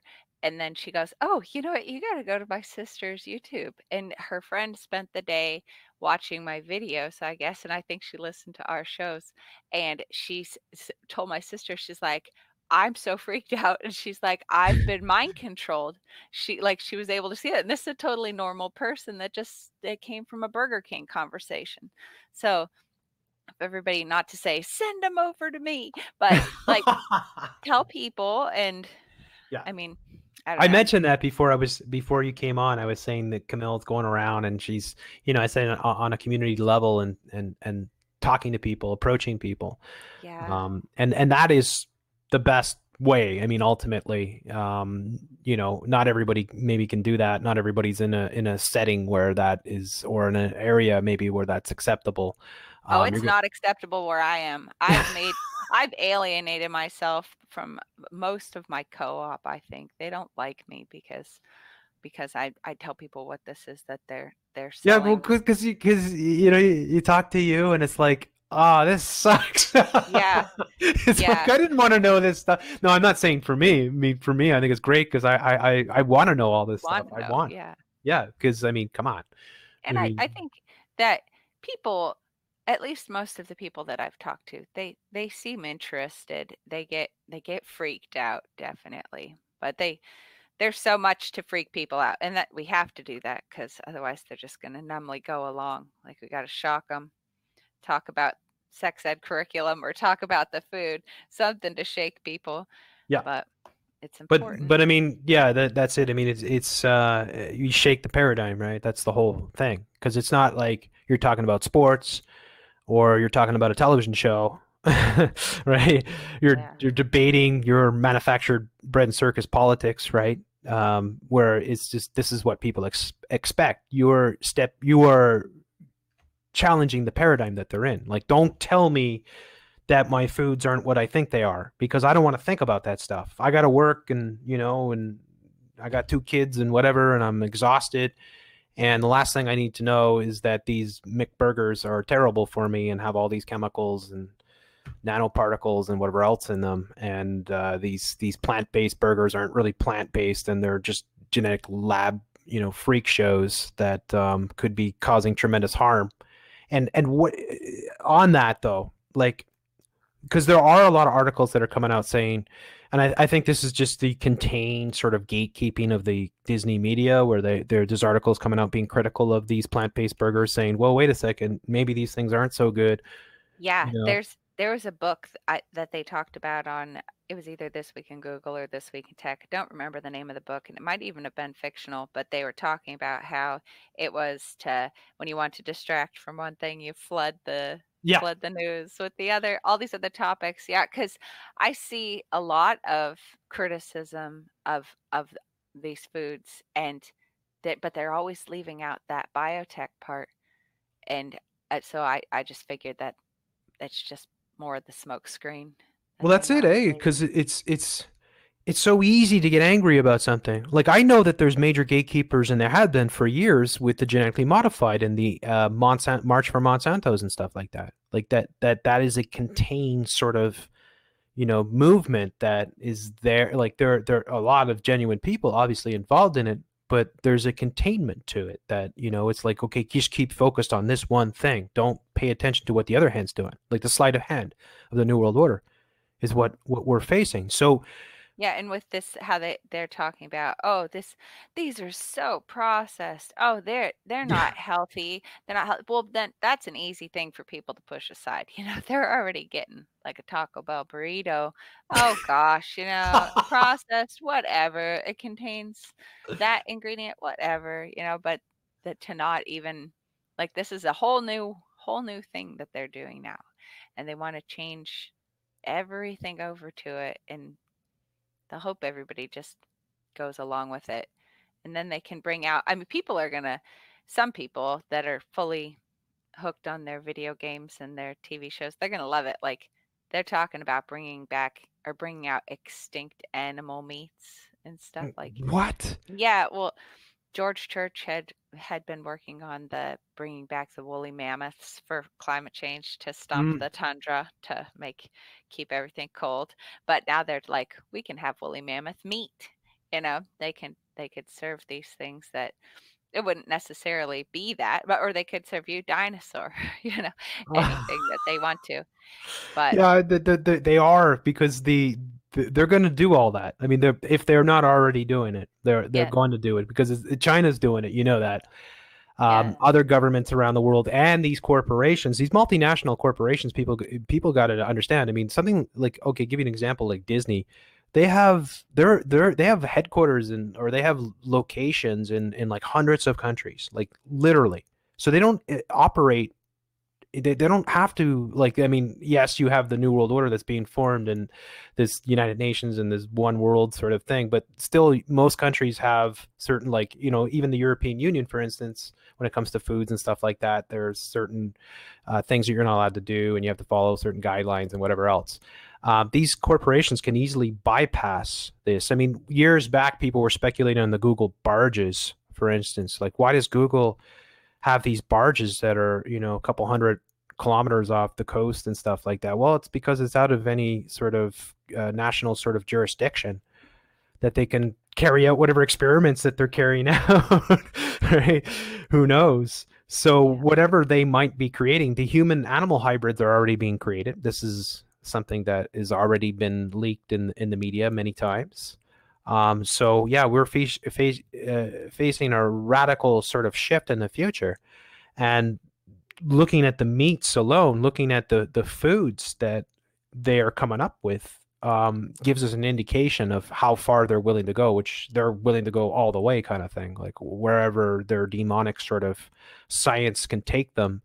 They'll leave no path uncharted, sort of thing. They'll explore every avenue, likely, because they are beyond any sort of jurisdiction. And basically, the people running this world are psychopaths. They have a psychopath sort of mentality, so they don't really care. Obviously, they don't care about us. I mean, think about the babies, for instance. The for me, it's like, it's one thing when you're older and you didn't have all these synthetic foods that you're growing up with. I mean, you had other things to deal with, but it's the kids now where their cells are forming, right? And especially babies. You look at babies, it's like, whoa. I mean, like, you got to know what you're putting in that baby, like, because every single day those cells are being developed, and they're growing into their body. Whatever you are giving them could radically change them.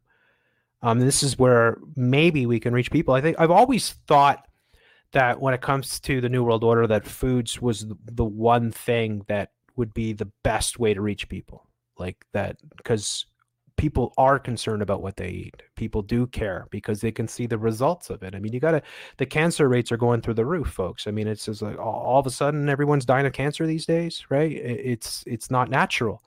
It's obvious that the foods that we're eating and the beverages and all these things are having a severe impact on humanity. And we're just at the tip of the iceberg here when it comes to where it's all going, because it's getting worse, not getting better. The foods are becoming more unnatural. And if we really have evolved for millions of years on a basic sort of diet, you can't just go and change that in a decade or two and expect not to have major repercussions on the health of the people. I mean, this is the lab rats thing. Like we said, we're guinea pigs. And they're not telling us anything. They're just selling it to us. These Impossible Burgers are sold. The celebrities are taking the selfies, saying, and as if they're eating them. Maybe they are, and if they're useful idiots. But I mean, they're pushing these things without any real proper long-term studies being done on the effects that they could have on people. And we're just, we're at the point now where it's like they have free reign basically to do whatever they want. It seems like nothing's stopping them from exploring whatever concoctions they dream of, sort of thing. And they've been doing this. They've been doing it for decades, right? This stuff isn't like it just didn't pop up the last 10-15 years. It's going back to like the 60s and the 70s where they were. I've seen videos, for instance. I don't know if you've seen this, but the CBC. I saw videos in black and white from the 1970s where they were experimenting with synthetic meats. Yum. Yeah, so it's like this has been going on for a long time. I mentioned the film there before, The Omen, or there's the Omen trilogy, but the first Omen film, actually the second one kind of centers around a Monsanto type corporation. So the rise of the Antichrist the Antichrist himself is in charge of the world's most powerful, the world's largest food provider, and it mirrors Monsanto in so many ways, where they're genetically modifying the foods and they're killing the farmers in India. And that's in the 1970s. I think that film came out in like 1978 or something like that. I watched a clip about the Monsanto scene in that, but I didn't know it was the Antichrist was running the company. Yes, it's called Thorn Enterprises. And they're talking about, that they're going to take control. They're going to own all the farmland. So this is exactly what Monsanto has done. Hundreds of thousands of Indian farmers have committed suicide because of Monsanto seeds blowing in the wind, coming into their crops, and then Monsanto showing up. So it mirrors so much of what they're doing. In the third Omen film, they're actually, there's a scene where and it's the president. I mean, it's basically the president and the Antichrist is trying to become the next president of the United States. So he's right there. He's like the ambassador to Great Britain. And in one of the scenes in the beginning, so this is a movie from, I think, 1980. And they're drinking wine, and they said, "I can't believe this wine is actually made from soy."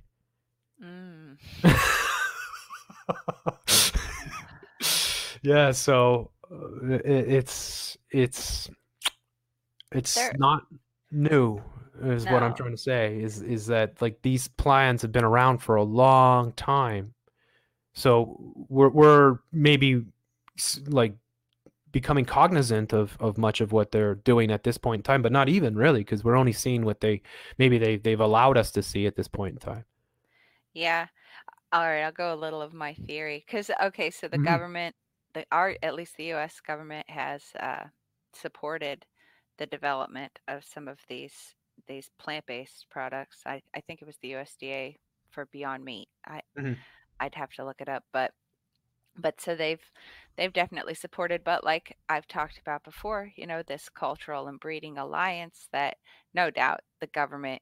I mean they're there for a reason, or they're people that just really power hungry. They want to join the club, those people. But I mean, they've got damage.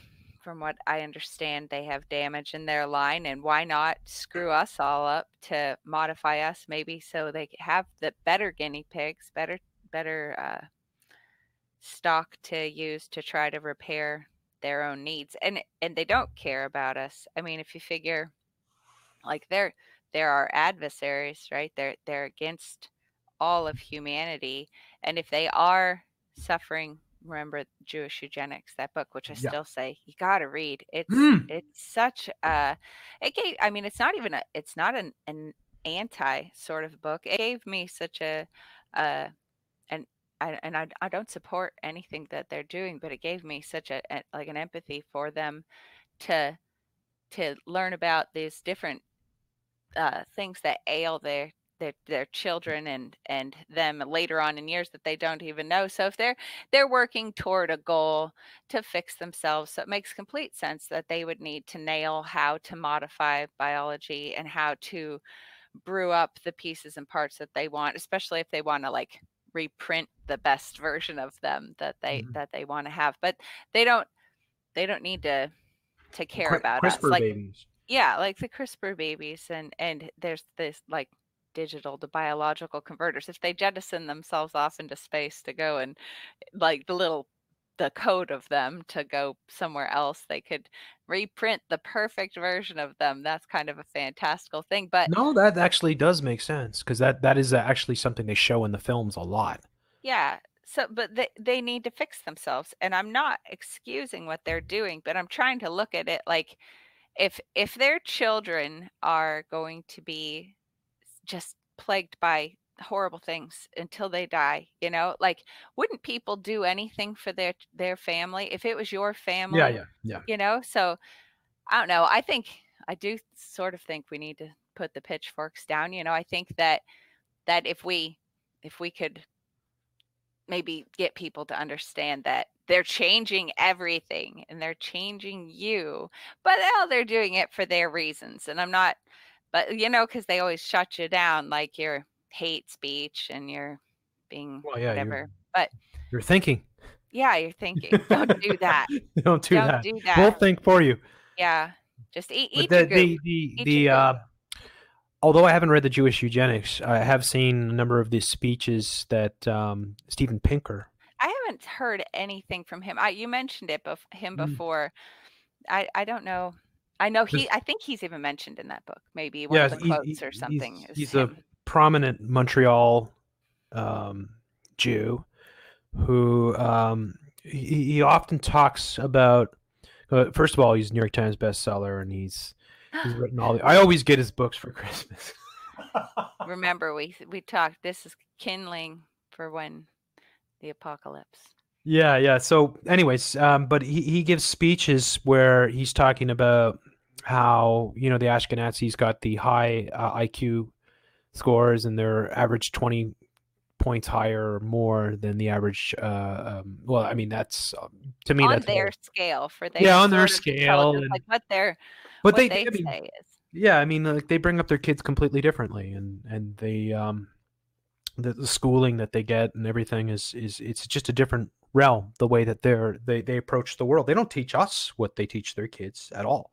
That would be against their code sort of thing or their religion. So, but he's talking about how the inbreeding of these people has led to all these disorders, right? These bloodlines that, and this ties into exactly what you're saying, where they've got some serious problems And to these are go the with rare it. diseases that all of these CRISPR groups, like they want to fix these rare diseases. Yes, Yeah. yes. So that could work, Focus. and it's another way of selling it too, because it's like, oh no, we're doing this for altruistic reasons. We want to Yep. save people, right? Yep. So, but again, we're the guinea pigs. We are.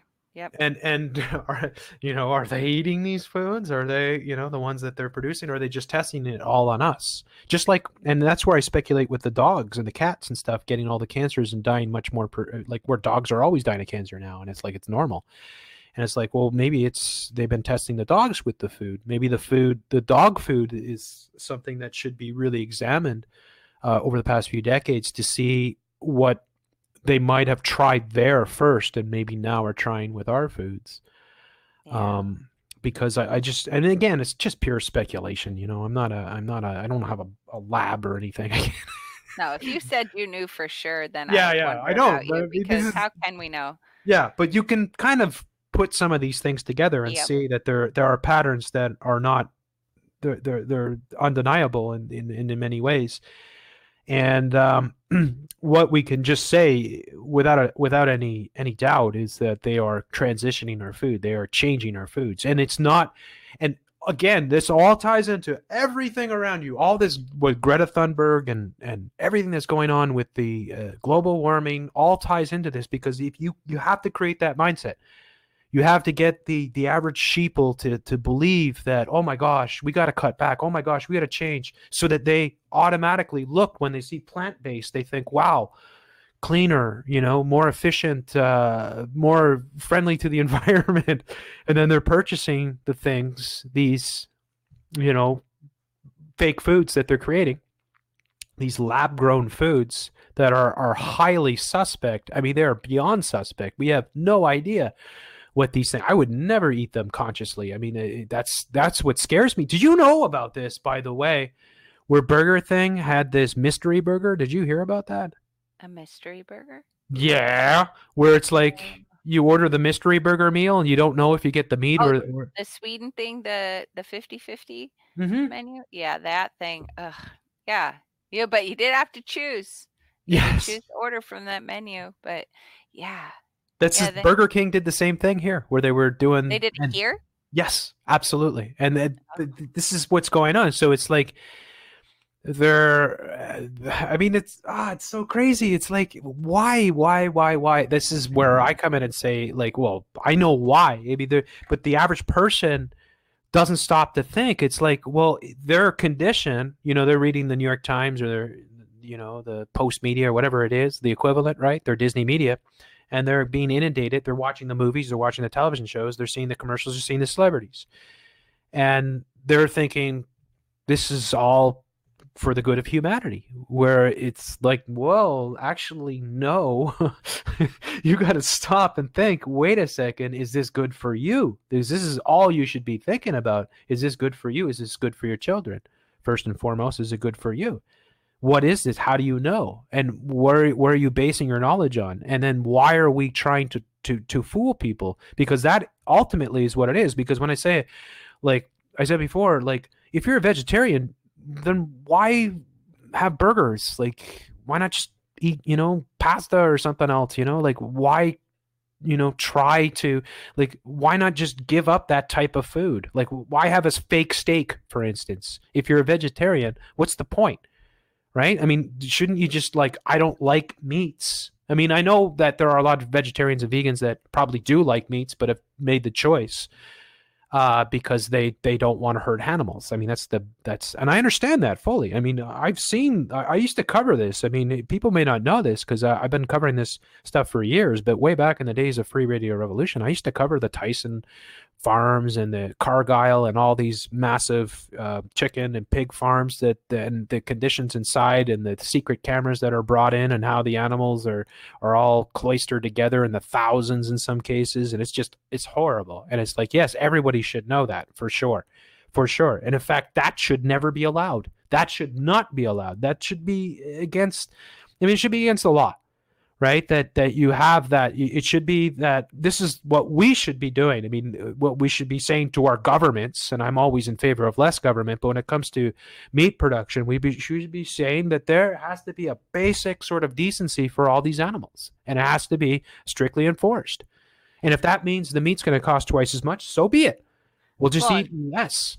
And since we can only do for us, if you're making a good choice yourself, if you're going and finding a good farmer, and then telling your friends, oh, look where I get my steak from, that's, they don't even, and the good farmers don't necessarily need to be told to be good farmers. Some of these people just realize that that's the way that you're supposed to do things, Yeah, that, it is the way you're supposed to do things. I mean, so and I like what you said about that, where it's like, we don't need to go to the gym. Like, Yeah. why are people going to the gym? Why not just work? Yeah. One of the things about longevity too that people should know is that in the longevity studies that they've done, the people that live the longest are the people that work hard, and they don't retire. Like, they're showing, like, people in Japan and people in Italy and people in places that live to 100 generally are people that work until they die, basically. Yeah.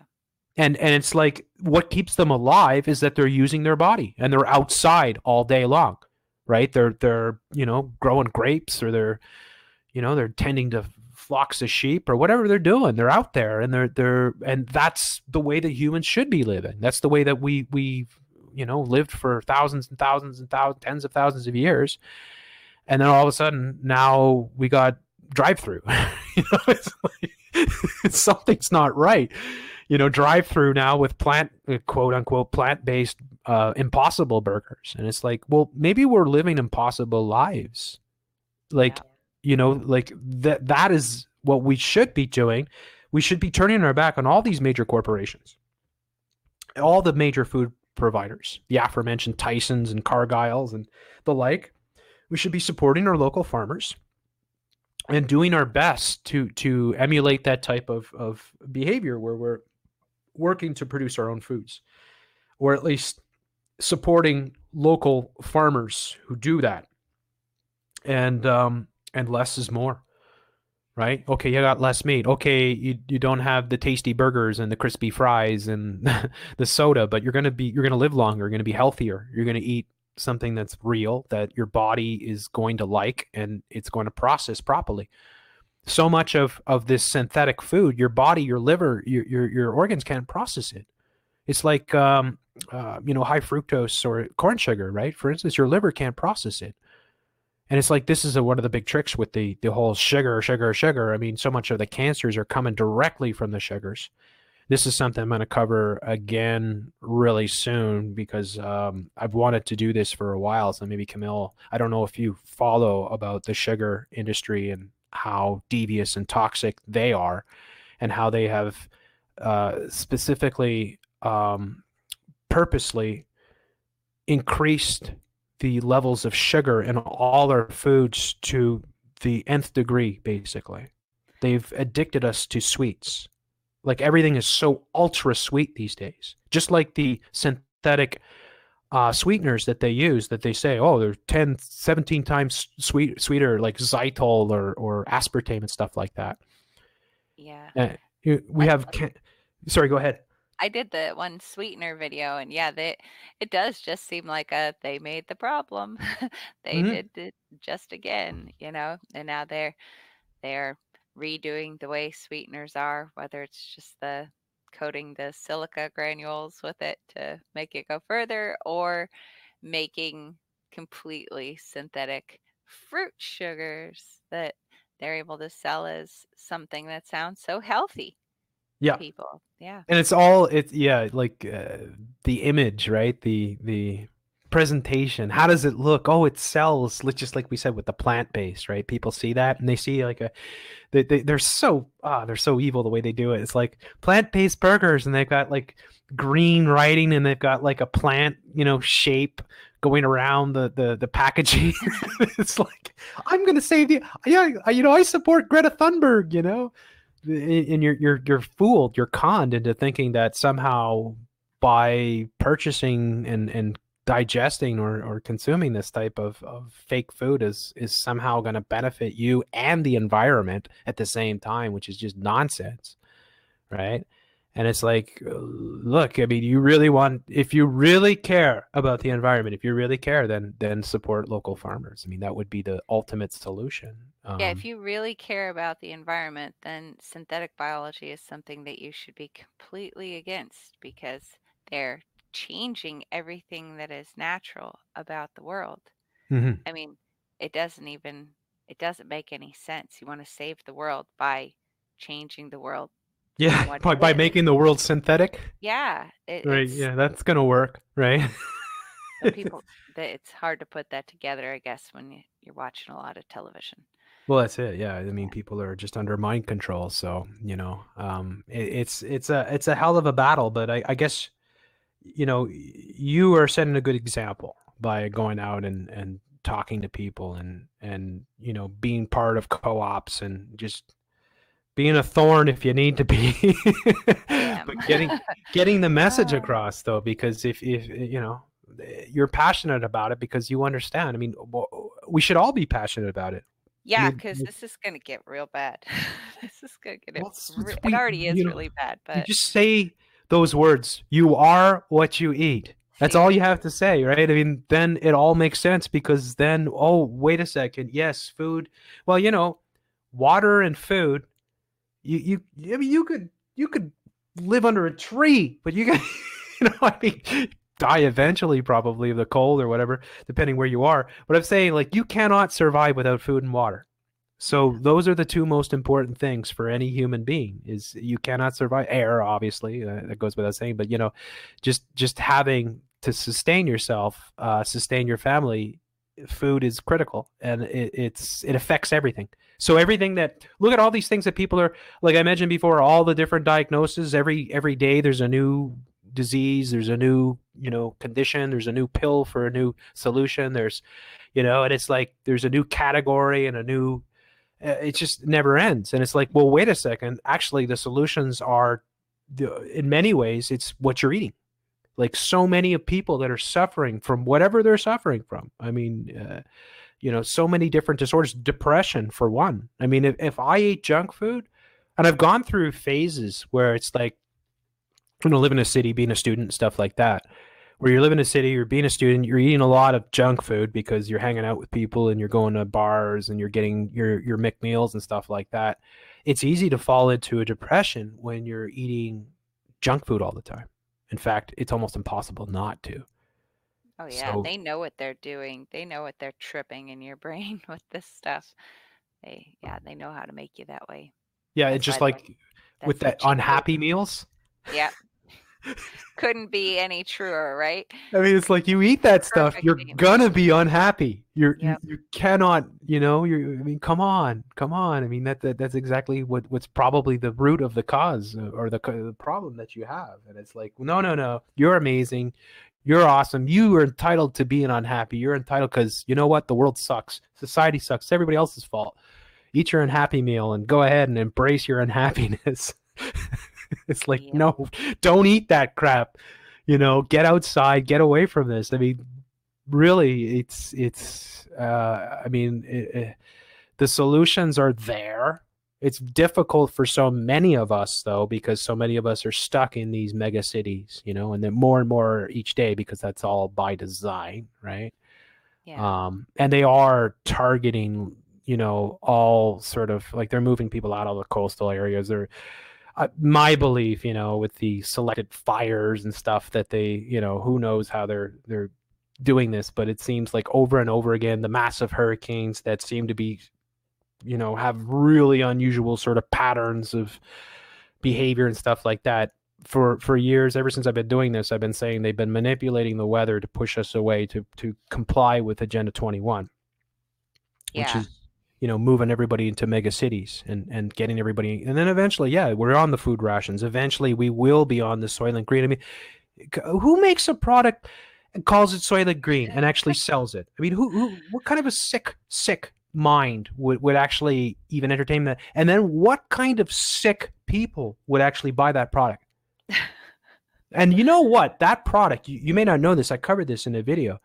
There's all kinds of controversy around the product that it actually is carcinogenic. It actually is affecting, of course, the reproductive system of males and females, right? Like they're like it's like these actual products that they're pushing that are going to save the environment are actually depopulating the planet. They're actually purposely, making people sterile, and it's just so devious. It's so dark. Didn't Like like Epicyte. You know about gene. Epicyte Corn, right? Epicyte corn. Is that the has a suicide gene? Yes. Well, yeah, the Epicyte Corn, which is not new, it's old. It's been around for years. I covered this way back in 2012, and I think it had been well known for many years before that. But this is, again, Monsanto, where it's a type of corn that if you eat it, you'll go sterile. That's a great one.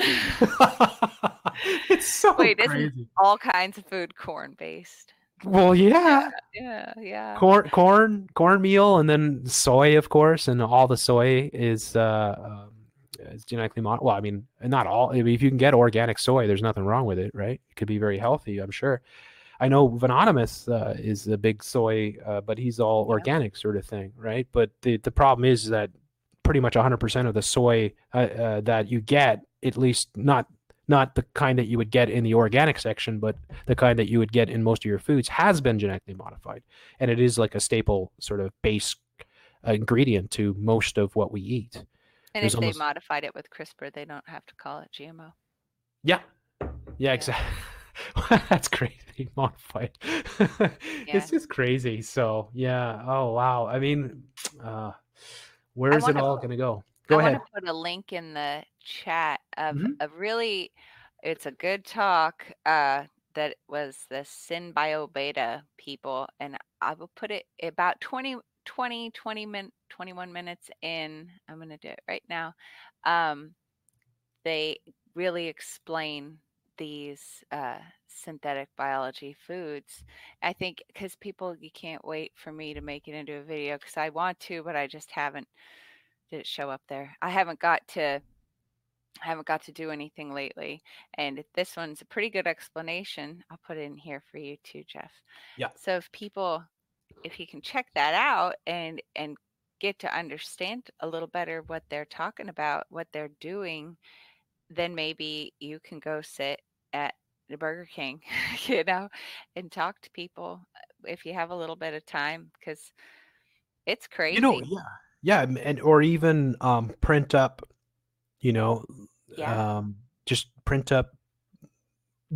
Don't make it offensive, but put information on a piece of paper and make a bunch of copies. I love having my business cards, which I have to get more printed, but that's been just one of the best things that I did, because it's really helpful to be able to hand people something. Maybe I don't know if everybody comes and listens and looks, but maybe some of them do.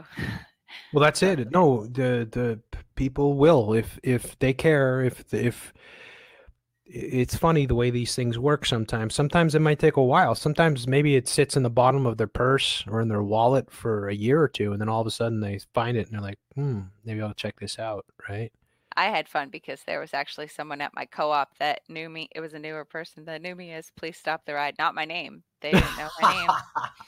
But yeah, so that was fun. I was thinking I should get some printed with like the Buy Awareness Day. That video you did was so great. And so to get like that link or something on a card, probably just get 50 of them, because you never know how long they'll let you stay up. Channel. You got to put your YouTube channel, because it's great. Put that and put your Steam it. Well, but to give other information, like I'm giving for people should consider to push. I know that your stuff gets pulled down all the time, but I mean, some of the we can share that way too. Yeah, not just like a Facebook post or anything, but yeah, give direct to the information you want them to see. I think. Well, we have to bob, duck, and weave, because of the their systems, their platforms are not designed for. I mean, they don't want this type of information. Yeah, they're invested in that future. They want They Yeah. want these things. Yeah. So they wanna keep us all under their control, sort of thing, and not have people stand up and question this stuff. And everybody needs to. I mean, to me, really, the foods. I don't know what could be more important. I mean, it's all important. Everything that we all kind of cover. I'm saying people in this realm. It's all like 5G, obviously, big deal. Depopulation, climate change. All these things are very, very important. But yeah, the food at the end of the day, right? What's in your food? Yeah. What is going on, right? Like, because that will directly affect you and everyone you know. So that this is where you be the change you want to see, though, as well, right? Set that example. Um, that's what I try to do. Is I mean, I do the best that I can, but I'm in a big city, so it's very difficult for me to find farmers. There are farmer markets, though. It's like we have more and more these days. They truck in that stuff in my area. The farmers market, so Yeah, many of yeah, them, they're coming from who knows where. yeah, exactly. It's California. just Uh, that's where it's like, because then they can contain that as well. Because it's like you get, oh, well, I'll go to the farmer's market, but then you know where that stuff is coming from, right? yeah, what And did they do to that? you're not going to the actual farm itself. There's Nah. there has to be something sort of near you. You do have to leave town probably. Oh yeah, well, that's it. Like it's difficult for me to leave town because I'm on an island and I'm in the middle of it, so it means going through massive traffic and going over bridges and tunnels and stuff like that. So it's not that easy. And then outside of the island, the city is just as big, or surrounding the island is the city, on the island, sort of thing. So I'm in like a megalopolis sort of thing. So it can be pretty difficult to get out and find these types of places. So right now, I try my best. Like some of the things I do, like I eat a lot of what I say Whole Foods, and people think I'm promoting the The corporation Whole store. Foods. No, I'm not at Yeah. all. I'm talking, apples and you know pears and whatever. I mean, fruits and vegetables, but organic. If whenever I can, it's always more expensive, but that's what I'll go for. And I avoid all the processed foods and synthetic foods. And if I buy meats, it's straight from the butcher, sort of thing. And I don't know if it's available up there, but I know my sister lives in a big city and there's actually a farm that delivers into the city. They mm, bring, but there's Joel Salatin, that Polyface Farms guy. I know he has a model that people around me use too. Well, not right near me, but that they sort of like jettison the food out to all sorts of all over the place mhm. in old lift buses with coolers and ice. But trying people I could try to bring that into the big cities. There's a great lifestyle opportunity. Somebody could change their life and become a food producer and bring it to the people that can't get it, like Jeff. That'd be good. Yeah, yeah, exactly. Well, because that'll be a huge market in the future. Oh Because yeah. if you can get enough people to, and this could be a good thing. I mean, it could be a business that you could be on the cutting edge, sort of thing, where you get into a market before anybody else does. Yeah, Uh, I want to see so many things. I want somebody to start manufacturing like real refrigerators, like old refrigerators sort of thing, like old tech, like just a simple stove. Like, wait, people should make these things because everything's IoT now, like to Oh, I buy agree. anything. I agree so much. I think about that all the time because it's like I'll never buy a new car because it's a Yeah. surveillance device. Yeah. I have an old fridge, but it's not one of those 1940s style, but it's an old fridge. It's from like probably like the 80s or something like that, right? Um, so, and if refrigerators work, I mean, it's, you might have to replace the Freon or something, but it's a pretty simple sort of device. And even those old fridges still work if you get them up and running. So yeah, go back, take a few steps back, have less in the fridge, but have more, like healthy foods and stuff like that. Um, just things like that. Try to grow as much of your own produce as you can. Buy organic seeds. Maybe even invest in organic seeds. I don't know how long you can keep seeds for quite some time, eh, Camille? If I think you have to keep them in the fridge and maybe airtight. Yeah, you could be Yeah. airtight or like in a cool, like a basement or something like that. Yeah. But yeah, you can, invest in seeds and stuff like that. Yeah, just I mean there are like they're with the tech and everything, the way things are moving like that. There will be other ways of getting this type of food. I'm lucky though. In Montreal, it's a big port city, so we get so much food from Europe and from the Middle East and Africa, because we're like the closest big port to Europe, basically. So a lot of foods that come in are just straight, like no frills sort of thing. And Europe has been anti-GMO for quite some time. Yeah, but they've got all this stuff going on over Yeah, I there. know. And I know I'm a bit of a broken record, but if this doesn't stop, none of us will be safe.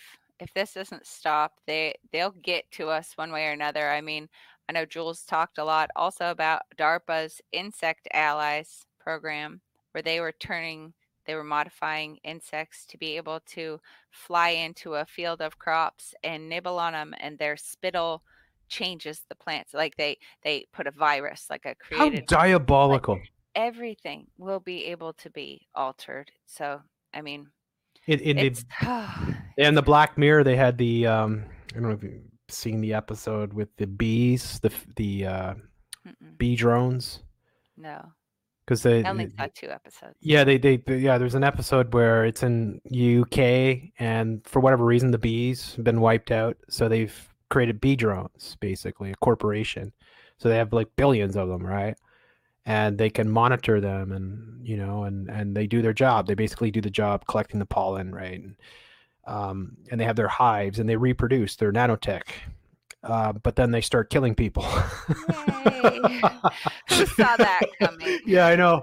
And the way that they kill people is the worst too, because they fly up into into one of your orifices, like your ear or your nose or something like that, your mouth, and they go to your nerve center in your brain. So they go to the most painful. They stimulate the most painful part in your brain, and they center in on that. So they cause so much pain that the people do anything to kill themselves, basically. Oh my word. So people are like cutting their necks, like slicing their necks or their jugular veins and stuff like that, like just or blowing their heads off or whatever. So you see stuff like that. Then you see all the the bees are dying. What's happening to the bees? And you're like, oh, don't worry, we'll replace them with bee drones. Oh, that's gonna work. Yeah, that'll be great. No, the insect drones creep me out almost as much as the. But these are insects, like actual bugs that they're modifying. Yeah, I know, that's even worse then, because it's like you're messing with Mother Nature, and you're turning perfectly harmonious sort of creatures that have existed forever into weapons, and it's like they have no say, and it's just so evil. It's like it's a total disrespect of life, all kinds of life. That's why my last video, I know it kind of seemed like I was picking on the vegans. Maybe I was a little bit, but I'm thinking these people care. They care about life, some life. So I thought maybe they would care if they realized just how manipulated life is. Maybe they would join my side here and help, because they do seem to care a lot, but it's outside of ethical veganism, I guess.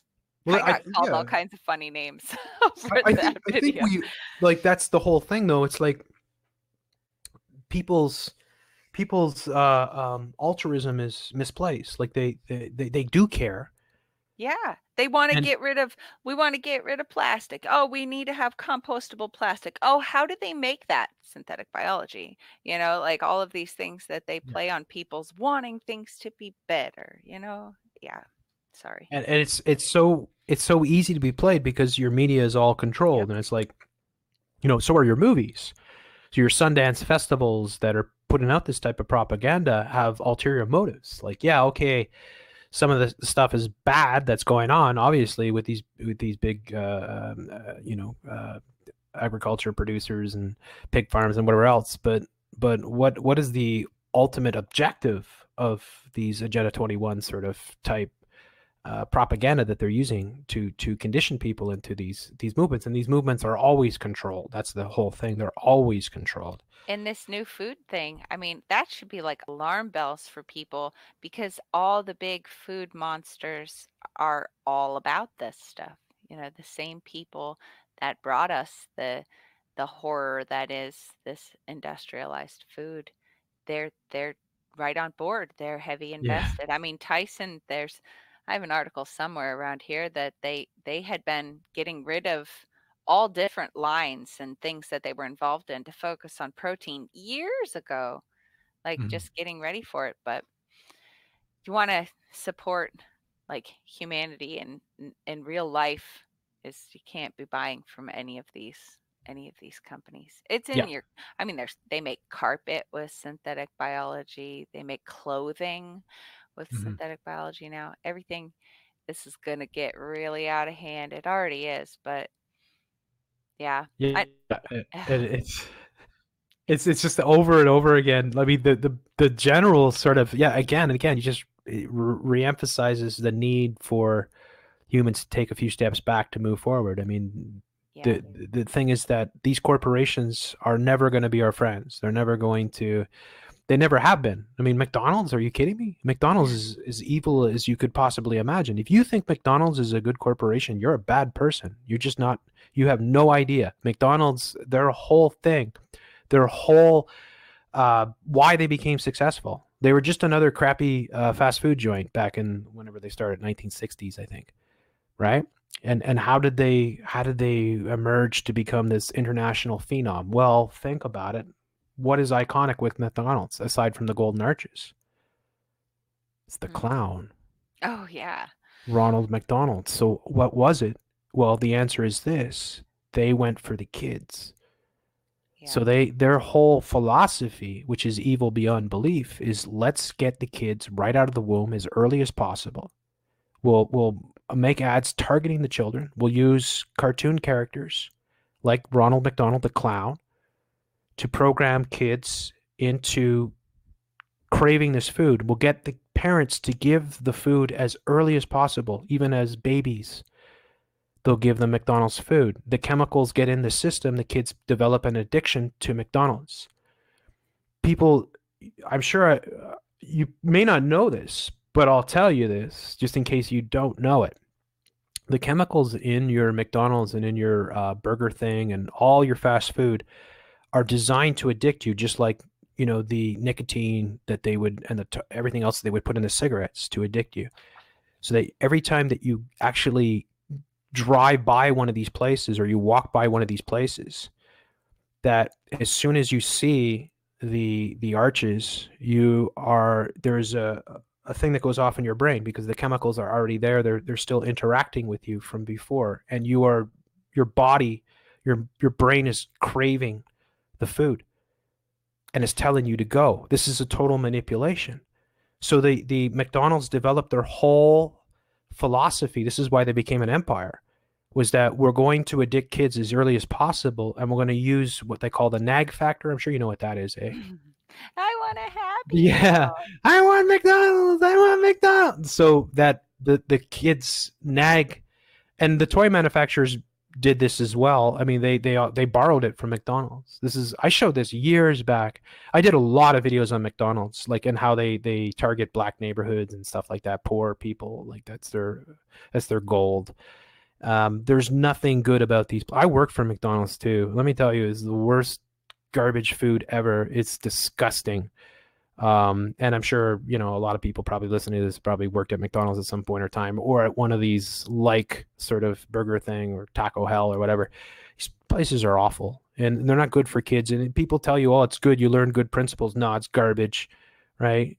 Working in these corporations, you're just pushing the same toxic chemicals on humanity that are There's making some people sick. karmic retribution for that, pushing that stuff and Yeah. participating. Yeah. It's just awful, evil stuff, and it's not good. And it's okay. Like I say this all the time. I say the way it should be is this, right? Like, okay, we have got big cities. We can all accept that. We're not going to get rid of them. Likely in the next 100 years or so, they're going to be here for a while.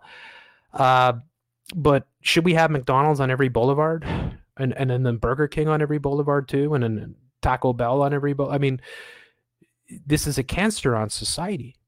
So it's like these things are a reflection. They're cancerous. They're cancers. Like if you were to look at them from above, sort of thing, you could actually make the argument that these are cancers, cancer cells in this in the infrastructure of a city, and that they're actually here to hurt and harm people. They do not do anything other than provide income and jobs, which are terrible jobs, McJobs. You can't live off a McJob. Are you kidding? You can't buy a home. You can't support a family. It's a joke.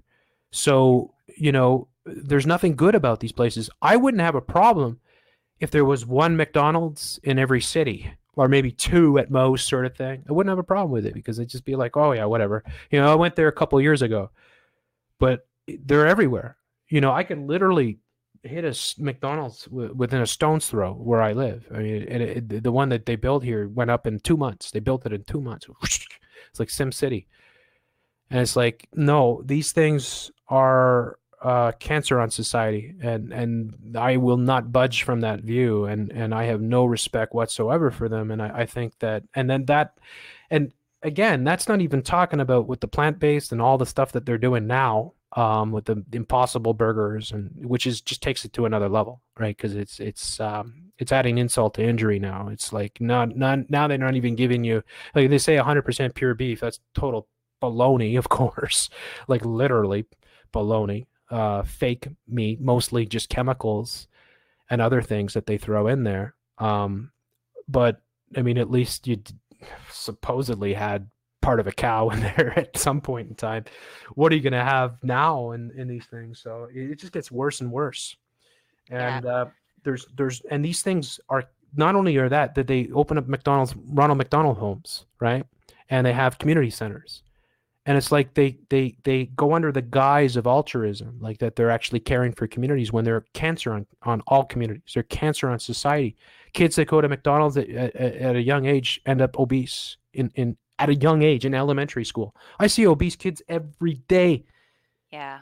And I just want to take the parents and berate them in public and say, how on earth could you let your kid get like this? What is the matter with you? Are you kidding me? Like, are you kidding? You've got a 5-year-old that's obese? Do you know how terrible that is? Then they're normalizing, getting diabetes and stuff like that, right? It's like, oh, diabetes centers, it's normal. And, no, it's not normal. These things are not normal. It's not normal for kids to be sick. It's not normal for kids to be depressed. It's not normal for all these things. I mean, it's not at all. They're making it normal. Yeah, it's good for business. Yeah, exactly. So I don't know. It gets so like that's what I say. I mean, some people would know this, but like a lot of people haven't been following me all that long. But way back, I used to cover this stuff all the time. I used to cover the foods regularly. I talked about it all the time, especially genetically modified foods and stuff like that. So that's why it to this day it's very important for me. That's why I enjoy very much having you on, Camille, because I think it's super important to talk about this stuff because you are what you eat. I appreciate the platform to talk. Sure, you got a bigger soapbox, so it's good. Oh well, yeah, it's always being pulled out from underneath me. So, but hey, you people go and sub Camille. I put her link in the description there. Definitely, you're gonna get some great. You got some excellent videos there, Camille. There's more to come. My head is just ready to pop. So one of these days, I'm gonna get some hours to just sit down and do things. Awesome. So are you ready to close up then? If you're ready. What time is it? Yeah. No, because I don't know if you're getting tired. I am. I'm sorry. I'm not so peppy. No, it's okay. So I don't want to keep you on. That's what I'm saying. But if you want to stick around a bit longer, we can go a bit more. I could hang out a little longer. All right, cool. So hey, I'll give the floor to you here. What would you want? You've got an audience now listening. There's going to be a lot more people listening because I'll take this video after and I'll upload it to Jeff Censored live. Okay. So I don't know how many people we got. We got about 67 people listening right now. What would you want to tell these folks? Like, what would be the thing that you'd think is most important for people to be thinking about? Well, maybe for a lot of people, it might seem like an unrealistic thing to stop eating the convenient foods, and maybe you think your family would be irritated if you ruin their life and stop buying their favorite snacks and everything. But really, we are the problem. We caused it by participating in all this, even though we didn't really know, right? But I know that I I used to eat a lot of bad food, and I used to be a completely different person, and I've totally turned my life around over quite a long period of time. But I mean, you've got the shortcut of you have good people that are telling you, like Jeff is saying, all these ways that you're being manipulated, and I'm telling you about the foods and what to avoid, and there's you don't have to go and search it out for yourself. So you can change. You can. I know people want to tell me all the time, oh, people don't change. No, we do. We change all the time, and you can. And if more of us wanted the world to be better, I know we only need so many people, right? Isn't there some sort of tipping point or something when an idea could really take hold that, wait a minute, we don't have to live in this sick world. It can go away and we could do better things, because just because we've been guided along in this insanity by these people for generations, we don't have to do it anymore. We can just choose a better way. But you got to tell people, because they don't know. There's that saying, the only people that are free to choose are those who know the choices. Well, they don't know. They don't know. And people, I mean, just like my sister's friend today, you tell them one little thing and they get curious and they want to find out, and it can totally change. I mean, that person has children. So now because she wants to talk to me on the phone. So when I send her to Jeff's channel next, it's like these waves, you change all sorts of stuff by wanting to make your life better, and then sharing about it. And I know when I clicked on the chat there, I saw just anonymous go by, or that you're antisocial. We got to stop that. They want us to be antisocial and be in your bubble. But you Yep. gotta Yep. talk to people that are totally different from you, Oh and yeah. really just let them know, because they are all these poor people around you. They're under attack and they don't even know it. And it's a hard one for people to take, though. It's somebody said to become this new person, like the old you has to die. I could totally see that. It's a shock, and you have to get rid of everything that you were like, because it's Well, all I don't think nonsense. everything, Well, but so much of it is, I mean, unless you're one of these great people that has a lot of really good points. I mean, I know I was full on. I was a total boob. I really was. I had no idea. what just out of curiosity, if you don't mind sharing, what started the change for you? What started the change for me? Yeah. The earliest thing I can remember is someone explaining to me my name in capital letters and the social security number, and how that wasn't me. That wasn't me. That was just this fictitious thing made up by the government, and that I Yeah. was just agreeing to go along with it. And then it was like a snowball effect from That there. is that's a good one too. Yeah. Yeah, what are you? Who gave you that? How did you get what? You are a Yeah. social insurance number. We're going to be a credit score pretty soon. Yeah. We already are in many ways. Yeah. And yeah, and I do agree. People do change. I think people change when they want to. Yep. Or when they Or have they to. need to, right? Yeah. There If you you go. really want to or you need to, that's usually when you change. So, Yeah. like sometimes it takes somebody going through something very traumatic. Usually that's the case. If you're stubborn and you're stuck in your ways, it takes something major to happen. But it's usually the story, like a novel or even a movie follows that type of arc. That's basic story, right? Like you have a protagonist that has to go through a journey, and when they go through the journey, they've come out stronger, they come out better because they've been challenged and they've had to rise up to the challenges, and that made them into a better person. So I think that, yeah, that's the whole thing, though, is like challenging yourself regularly is very important. Exercise is challenging yourself, right? So like if you exercise daily, every day you're challenging your body, you're forcing your body, because your body wants to just I mean, it doesn't necessarily, the more you exercise, the more you want to do things, the more your body is like, I want to exercise, I want to do this, I want to. But it's much easier for you just to slouch and not do those things. So when you force yourself to exercise, you challenge your body. And it's the same thing with your mind. If you're challenging your brain, if every day you're reading something and you're thinking critically about it, because that's the way I am with everything. Like everything I read, I'm like, who wrote it? What's the corporation? Who owns this?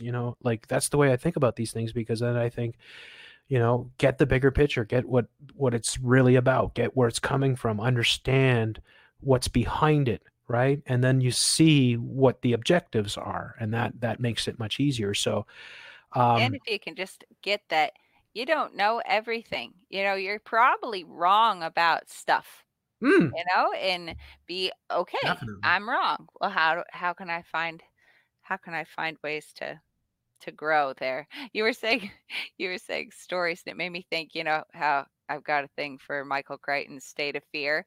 I have 2 family members now that has completely, people, if you've got family members that believe the CO2 driven man-made climate change, they got to read Michael Crichton's State of Fear. This is 2 people completely, I don't believe that anymore. They don't believe that anymore. And you know what I said? And I made them kind of upset, because I told both of them, I was like, well, you see all this stuff in the news where they keep pushing this point. Yeah. What do you think else that they're telling you that maybe isn't right? What do you think of that? And it made them uncomfortable. It was pretty funny. That's it, though. It's you're shifting their paradigm. You're starting to threaten their comfort zone. That book is a killer way to I'm gonna have to read it then. It's good. It's a page turner too, it's a novel. Michael Crichton, right? Michael Crichton wrote Jurassic Park and Jurassic Park is a great book to read. It's way better than the movie. I'm sure. Yeah. Usually that's the case, right? He gave the science behind all of his stuff. Did he direct, if I'm not mistaken, I think he directed some movies as well, including I think so. One of my favorites is Westworld. Yeah. I never saw it, but I think so. The Westworld that's been rebooted is far darker. It's so dark I have a really hard time watching it. It disturbs like robots, right? Oh, it's transhumanism. It's it's basically I mean it's okay, so the premise is, well, in the original movie, because it wasn't a book, he just came up with the idea. He was a writer, but he was also a script writer, sort of thing. And so he wrote this. He basically wrote it, if I'm not mistaken, because I did cover it in a video on Supreme Lord Commander years back. And as from my recollection, he basically wrote the movie while he was filming it. And but it's quite brilliant. The original one, it's more campy and fun, where it's an amusement park set in the future.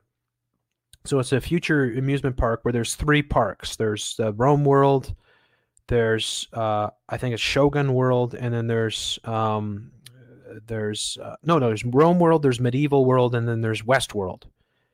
And so the story follows 2 buddies who are like businessmen or whatever, and they're going for a trip, and you can live out your fantasy. So in Westworld, or in any of these worlds, you're interacting like it's like a real world set in a certain time era, and all the characters are played by robots, but they look just like human beings. You can't really tell them apart. The only thing that you can tell is from their hands, sort of thing.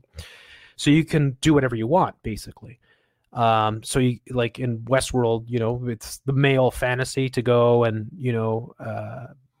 bang whores and get in gunfights and drink whiskey, and that's basically what they do. But what happens is something goes wrong, and the robots start to reject their programming and start hurting and killing the humans, basically. And that's basically it in a nutshell. That's the original one. The new series is far more, it's far darker and more thought out. And I believe it's Christopher Nolan's brother who has been involved in a number of projects. And so the Nolan brothers are major players in New World Order, propaganda and movies and stuff like that. And in the new one, it's like, okay, so the humans go to it's Westworld. There's no other Roman world or medieval world, but the humans go and they can live out their fantasies. So a basic fantasy is to be a psychopath, basically, right? To go and do whatever you want. So there's a quote in it: these violent sort of delights have violent outcomes, sort of thing. That's like I paraphrasing. I don't really remember the exact quote, but it's something like that. And that's a central theme: is that human beings that go to these parks to act out their fantasies end up, paying for it. Like they end up, because you can't live that way and not have repercussions, because you are acting out in a way that will ultimately hurt you, because you are doing things that are unnatural, sort of thing. And so in many ways it flips the tables, where the robots, who are indistinguishable completely from humans, they look exactly like humans, are more human than the humans themselves. And again, the robots again rise up and violently overtake the humans. And it's extremely complex, and that you don't know who's human. Another show that did the exact same thing was Battlestar Galactica. Very similar theme, where it's in Battlestar Galactica, and they're rebooting that series, by the way. But there's the science fiction series that was very popular, and it ran about 15 years ago, I'd say. And I watched the whole thing, and it's again the same thing, where it's like the Cylons, who are robots, synthetic human beings, but you can't tell them apart. They can't even tell themselves apart. And some of them are like sleepers, so you don't know. Like some of them act like humans and think they're humans that are fighting with the humans, and all of a sudden they realize that they're Cylons, sort of thing, that they're actually robots.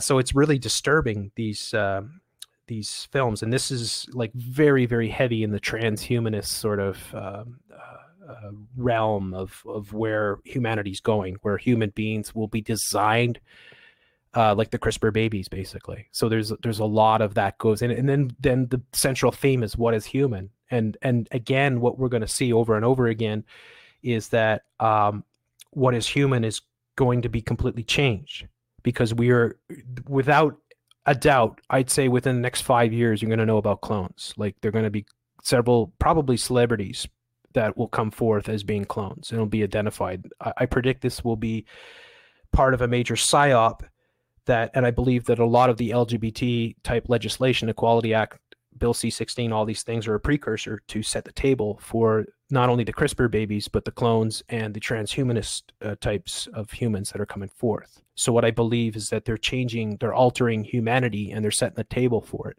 And they're prepping us for this complete change.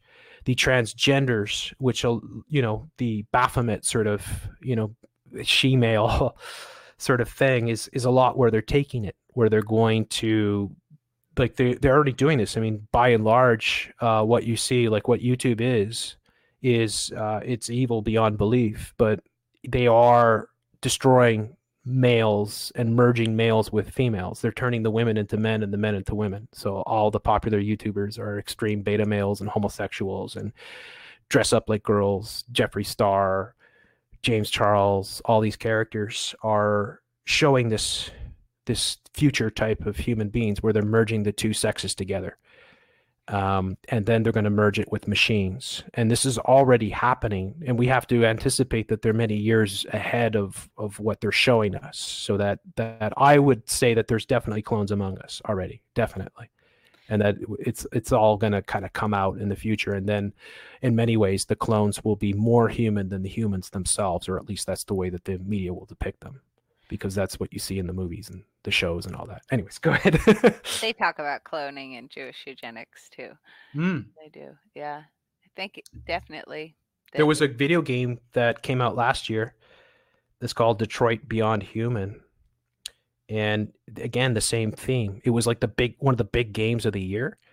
And it was like a mega, and they spent hundreds of millions on this, Camille. Like these games are way bigger than movies these days. I don't know if you know that, but the gaming industry makes way more money, and so the games they put hundreds of millions, if not billions, into producing these, because they have a much longer shelf life and they can sell way more and people play them way longer. And then there's all these updates and upgrades and different chapters that you can purchase. So it's an ongoing thing. But the basic theme of the Detroit Beyond Human is a future in which the robots are more human than the humans themselves.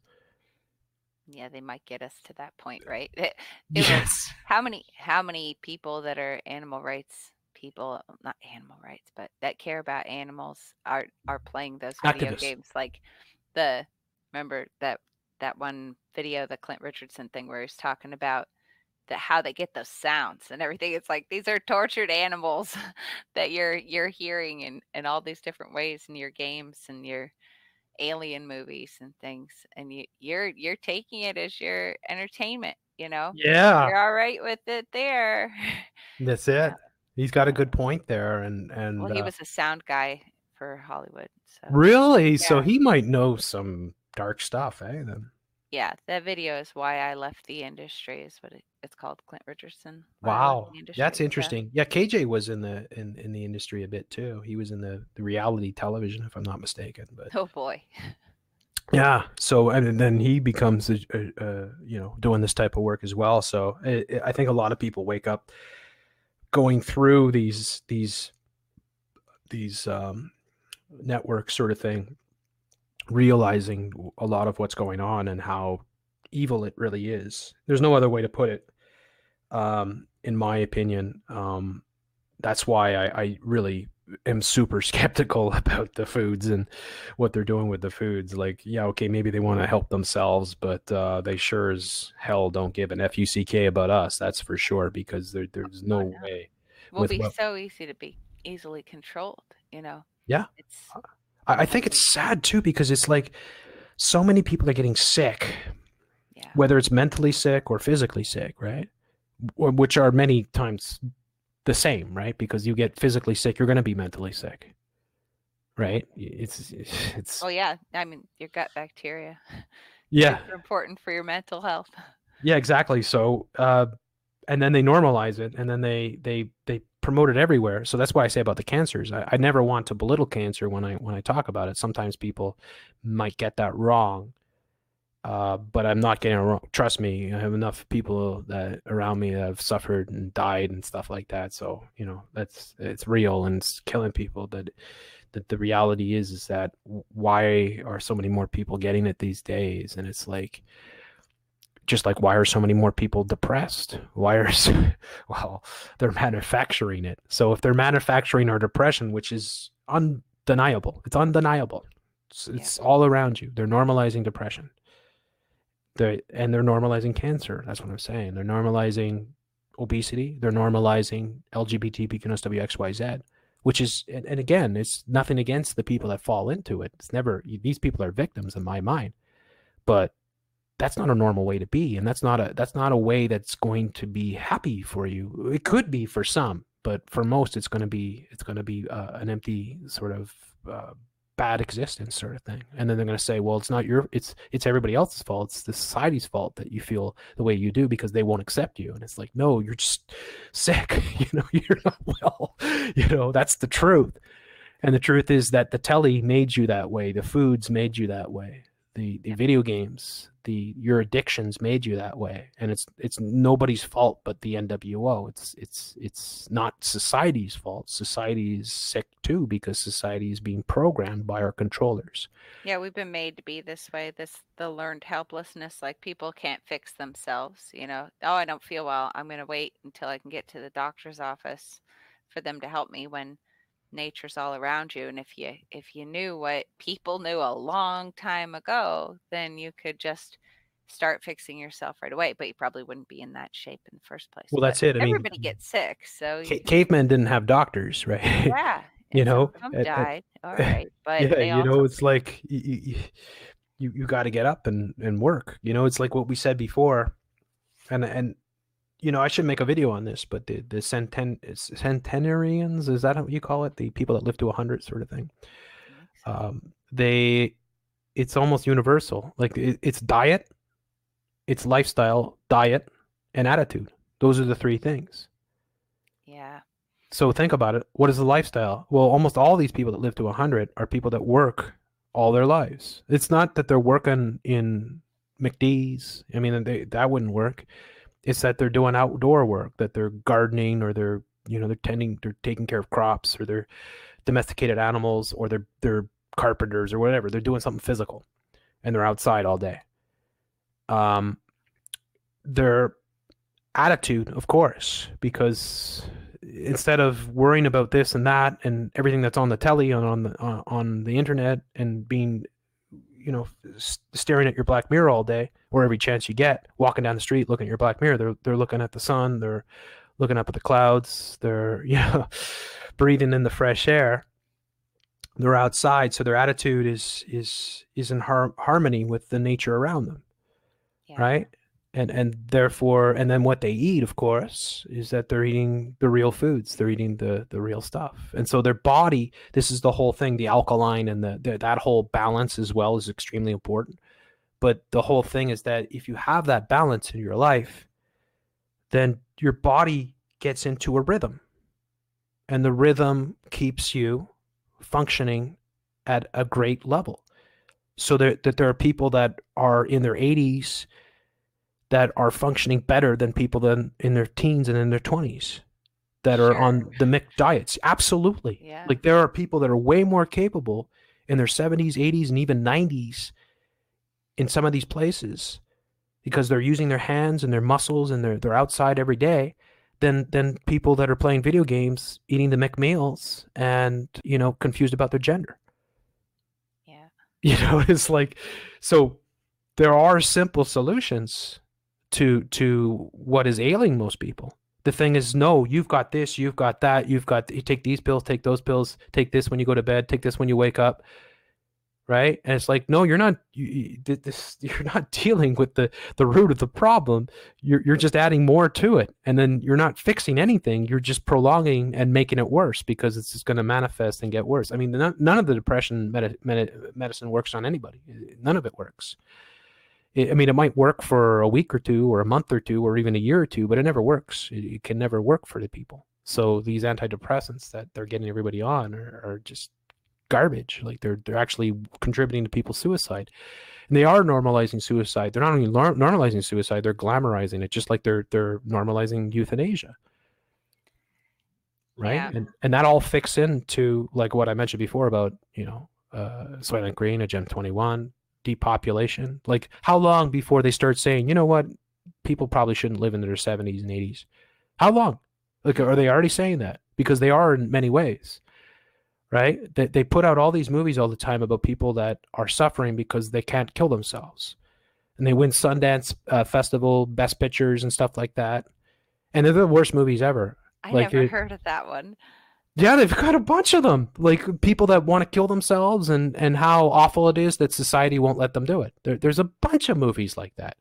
And they win all these awards. Yeah, absolutely. I've seen a bunch of them, trust me. I can't name them off right now, but I can think of one in particular, which is the guy Friendo there from whatchamacallit, No Country for Old Men. And he plays a guy that was paralyzed from the neck down, and he just wanted to kill himself, but society wouldn't let him. So, he got a friend to do it for him, and the whole movie was about how, society was wrong and he should have just been allowed to kill himself. There's so many of these coming out. This is a typical thing that they're conditioning people into, euthanasia. So just like now they're pushing, cannibalism. Well, don't knock it. Why not? It's free meat. It's just going in the ground. And it's like, whoa, like you don't go there. That's no. I mean, there's a million reasons. Hey, guess what? At the same time, get this, Camille. In Nova Scotia and several provinces, Nova Scotia is the one I can name offhand for sure. They have gotten rid of the you sign your Medicare card, because you have a Medicare card here in Canada that gets you. I mean, you kind of almost have to have it because you get the health care. So the one good thing about Canada is that if you get sick, you go to the hospital, you don't pay anything, right? Um, there used to be that you'd sign the card in the back, which if you died in an accident, then you sign the card, then your organs would be there for somebody else, so you could donate your organs. They got rid of that. They're getting rid of it in every province, basically. Now is it what, just a It's obligatory. default, or Meaning, yeah, okay. yeah, like if you get it, I mean, who knows? He's not dead yet. You never know, right? Have But you ever heard of the living cadavers thing? It's like that. Oh mhm. gosh, what they do with people that are still technically alive, and it's so creepy. It's I had a buddy that became a doctor who's in med school, and he used to tell me how they used to the McGill, which is the most prestigious university in Canada. It's the big med school here in Montreal. And he used to say that in med school, they would play around with the corpses all the time, and they would take body parts and play pranks on each other. yeah. Like, The and living ever since he told me that, I'm like, I'm Oh. never signing my card. No. But they've got rid of it. So guess what? In Nova Scotia, you have to actually go to a government office and fill out a form saying, I do not want my organs donated. Now, I've had friends, close friends, that have been saved by organ donations. So I'm not here to say that you shouldn't donate your organs. I think if you know, I think that should be a personal thing. But respect for the dead. I mean, respect for the dead. I mean, some people don't have the same beliefs. Some people believe that, the body should die the way it is and should be buried that way. If anything, they're conditioning us through this to just give up our not only give up. I mean, just like you mentioned before, where you were confronted on your paradigm with the person saying, well, your name and your social insurance number, who gave you that? How is that you? Why does that make you? Well, it's like now they're getting to the point where it's like, well, do you really own your organs? I mean, maybe we'll just take them. So I don't think it's going to be long before you're going to start seeing propaganda. I think it's been around for years, by the way. There's propaganda that is pushing euthanasia and pushing older people to depopulate themselves. Yeah, because there's so many of them, right? Yes, and there'll be way more now that the baby boomer generation, right, are I don't know what their age is now, but the yuppies, all the different generations that had a lot more babies. So the pyramid chart, is kind of inverted now. Yeah. So you're going to have way more old people than you're going to have young people. Except now, this is why the immigration, like this is why Canada, United States, and many other countries, Europe, well, not Japan's not doing it, but most of these countries are employing massive immigration sort of policies, because there's no way the whole economy would collapse within no time, because there's the birth rate in Canada is like it's like less than 1.5 babies per couple. That is time for a birth strike. Yeah, exactly. It's catastrophic, Camille. It means that in 1 or 2 generations, the whole pyramid would be inverted, and there was no way that you could support the elderly population. So this is where we're going. So what I believe, think about this, put all these things together, or put a few of them together at least. The transhumanism, the robots that they're normalizing, that they're giving citizen status to, that are giving speeches at the United Nations, like Sophie and stuff like that, that very soon robots are going to be very common amongst us. It's already, Japan is the big testing ground for this. So Japan, is very common to walk in a shopping mall and, there's plenty of robots going around, sort of thing, with usually with elderly people and stuff like that. That they're going to push in robots and give them human status, which is they've already shown that. United Nations, Saudi Arabia was the first to give human status to a robot. Yeah. So the transhumanists, the clones, all these things will be given special status within society, and the old type human beings will be expendable, basically, as they move forward. The CRISPR babies, the elites, special sort of, and the transhumanist is going to mix with the CRISPR. So the CRISPR is going to implement, the choosing whatever genes you want your baby to have, right? So the more money you have, the better chances your offspring is going to live, and people will live forever, and people will make multiple clones of themselves. So it's already probably a fait accompli that many very powerful people in the world have multiple clones of themselves. James Bond was showing this back in the 1960s. I think in 1971 was Diamonds Are Forever, where Ernst Avro Blofeld had multiple clones of himself. Well, it wasn't technically clones. It was like humans that they made to look like him, but it was an idea that they first germinated in those films. And those films are always showing depopulation, basically, and the mad, the sort of mad tyrants that would go through any extreme to depopulate the planet. But just envision a future where maybe there's several dozen Al Gores, or No. Bill Gates, maybe a few thousand Bill Gates clones. What are you going to do to stop them? They're going to have more rights than you. Yeah. It's going to happen because it's there. The technology's there. Look, you can look. Do you know this? You can clone your dog right now if you wanted to. Yeah. Yep. So Barbara Streisand or somebody do that. But I'll just show you here. So folks here, because this is really disturbing. Just think about this. Clone your dog. And There's people several. might think you're going to get your dog, but it's the life experiences that make them into your dog. Yeah, via Gen. Here you go. Dog cloning in the US. So they're already been doing this for about, 5-10 years now, without a doubt. It costs a lot of money, but they do it. You get the exact clone, and many people have done this. Well, what's the difference between cloning a dog and a human? Yeah. None. There's no difference. It means it's already happening. Replacement parts.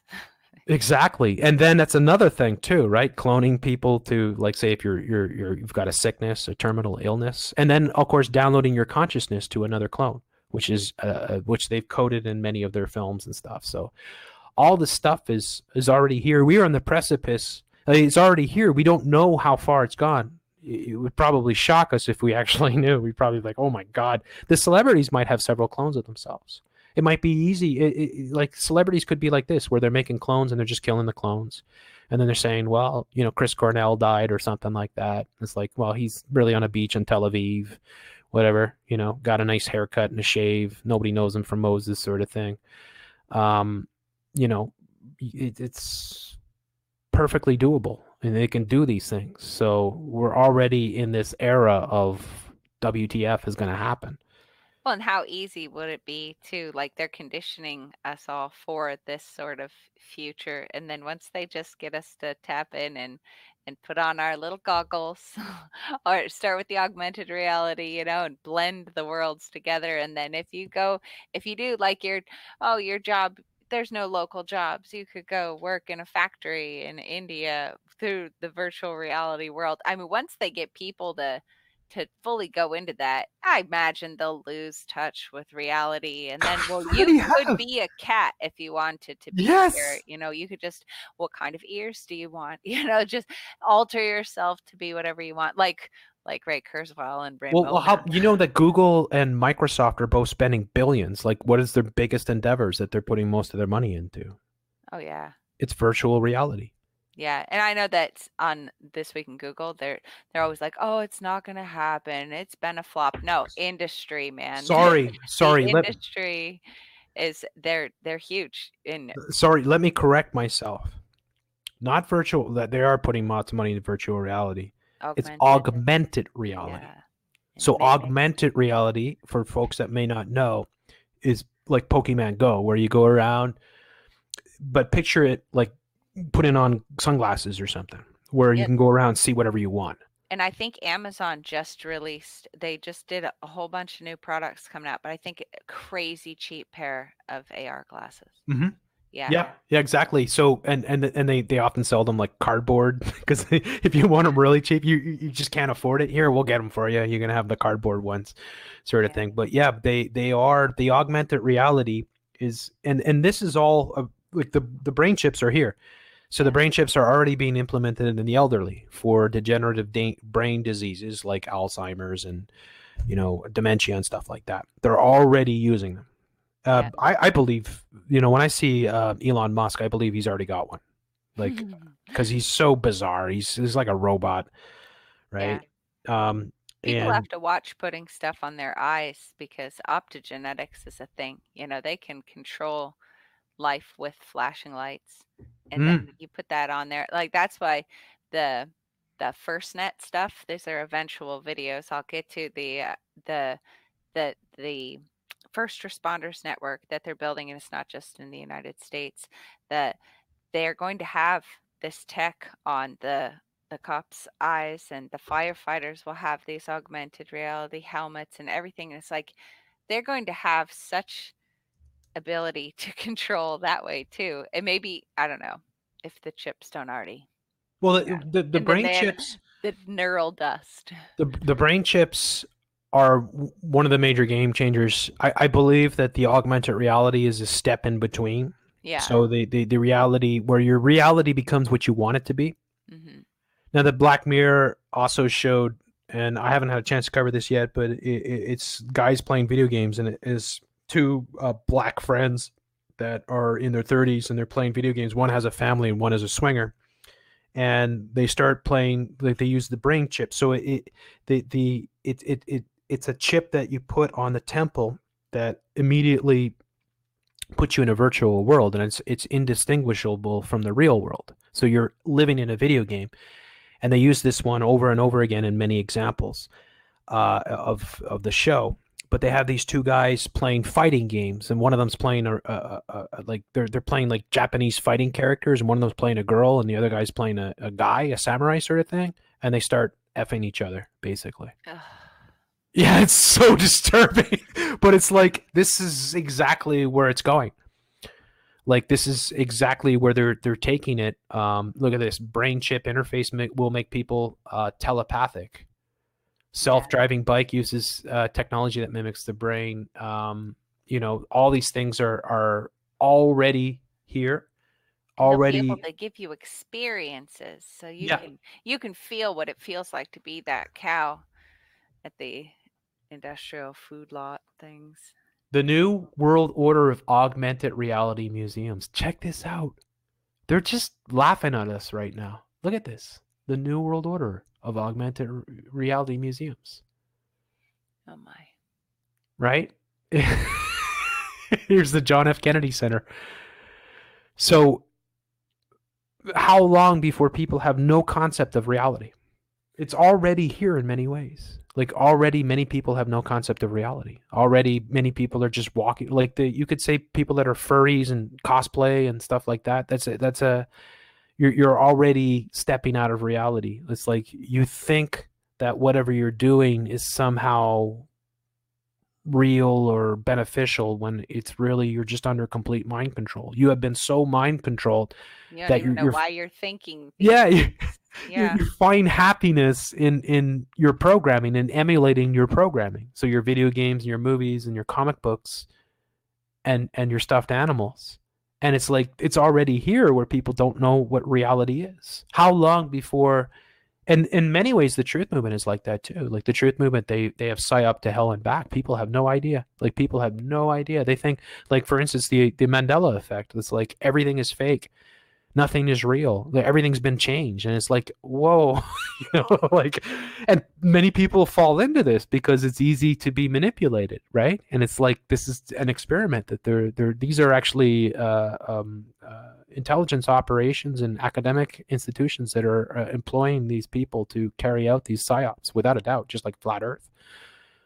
And Flat Earth is an excellent example of how they're manipulating reality. People have no concept of reality. They can't believe anything because they think everything's fake. And then they're like, well, I can't trust anything. So they only trust their eyes, but their eyes are being deceived and they're being programmed into psyops, basically. So it's already happening in many ways, that we are already in that realm where people do not know what reality is. And then you think, well, the average person has no, they don't understand what a false flag is. They don't understand that the media can actually lie to them, that technically, legally, the media can lie all they want to them. Yeah. So they can't understand that would happen, and then they would never be able to comprehend why they would do that. And they're so confused. There's It's so much information and so it's many. scary. Oh, yeah. I am, you know, I don't want to be pessimistic because I think there's always a silver lining. Like the tech can always, you know, there'll be some bad things for sure, but there'll be some good things. And sometimes the bad things that they're trying to do will backfire, and then good things will come out of it. But then we think about like facial recognition, for instance. This is just terrible. I mean, there's this destruction of privacy. You will never be able to go anywhere ever again. You might not already.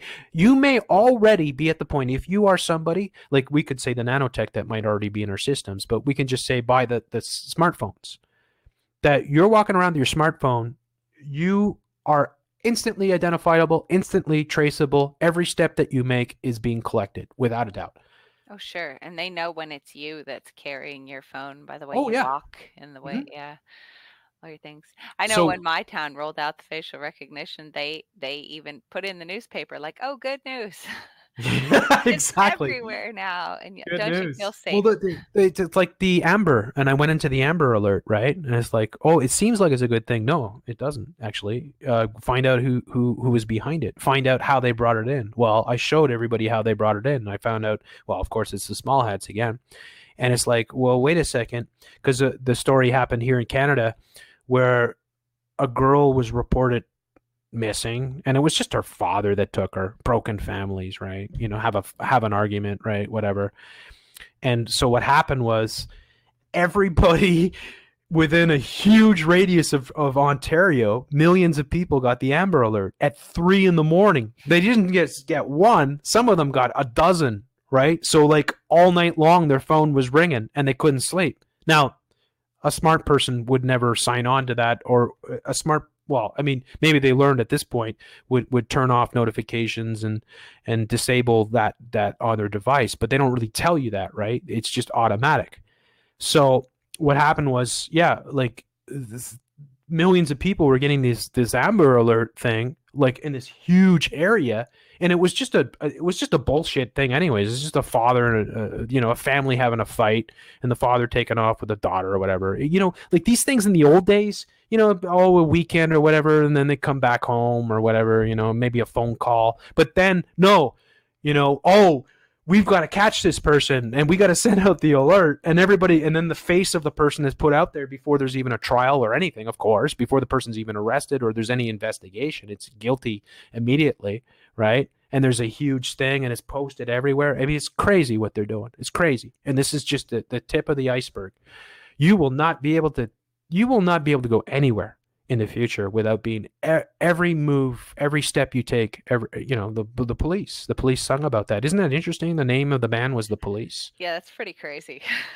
You know, that's not ironic, folks. No. You don't understand. You look up Regatta Blanc or whatever the name of the album there. See the Illuminati symbolism. The police, every breath you take, every step you make, I'll be watching you. And it's like, even from a lover point of view, that is creepy beyond belief. But that was the biggest song of the decade or whatever. It was a huge song because that's your mind control. Your mind control is telling you to accept your surveillance state, which is all around you. And it's getting worse every day. And this is, you know, people should never allow this to happen. It should never have happened. None of this should have happened. We should have stopped. Google itself, the Google cars, how do they have the right to go around filming everybody's home? Yeah. I mean, you know how dangerous that is? Now anybody can find out where you live and they can see exactly what your home is like and what your backyard's like or whatever, right? It's like, that is unbelievable. And how did a corporation get that power? How did that happen? Who gave the right for that corporation to do that? And that corporation, oh my God, the three Wojcicki sisters and what they're up to, unbelievable, collecting everyone's DNA, what they're involved in. The rabbit hole with this is so huge. Grace has done some amazing work on that. Yeah. It's scary what's going on. I mean, people should be very, very concerned about their privacy, which is, I think it's dead now. I put out a video, 6-7 months ago saying 2019, the end of privacy. It's done. It's over. It's like you can't go anywhere. All your facial recognition is already everywhere. It's already in all your airports. That's the first place they put it. It's in all your stadiums, all your arenas. Well, all the major ones, the NHL, MLB. Who owns the leagues, who runs them, who, right? It's all for your safety. Well, you didn't need it up until now. How comes everybody got along perfectly well before that? Oh, well, right? I mean, it's like, how do you sell it? Well, people are dumb, right? There's no way that you could possibly sell it. You can't say that, oh, we need facial recognition everywhere because it makes us safer. Well, what did we do before? Why are we less safe than we were before?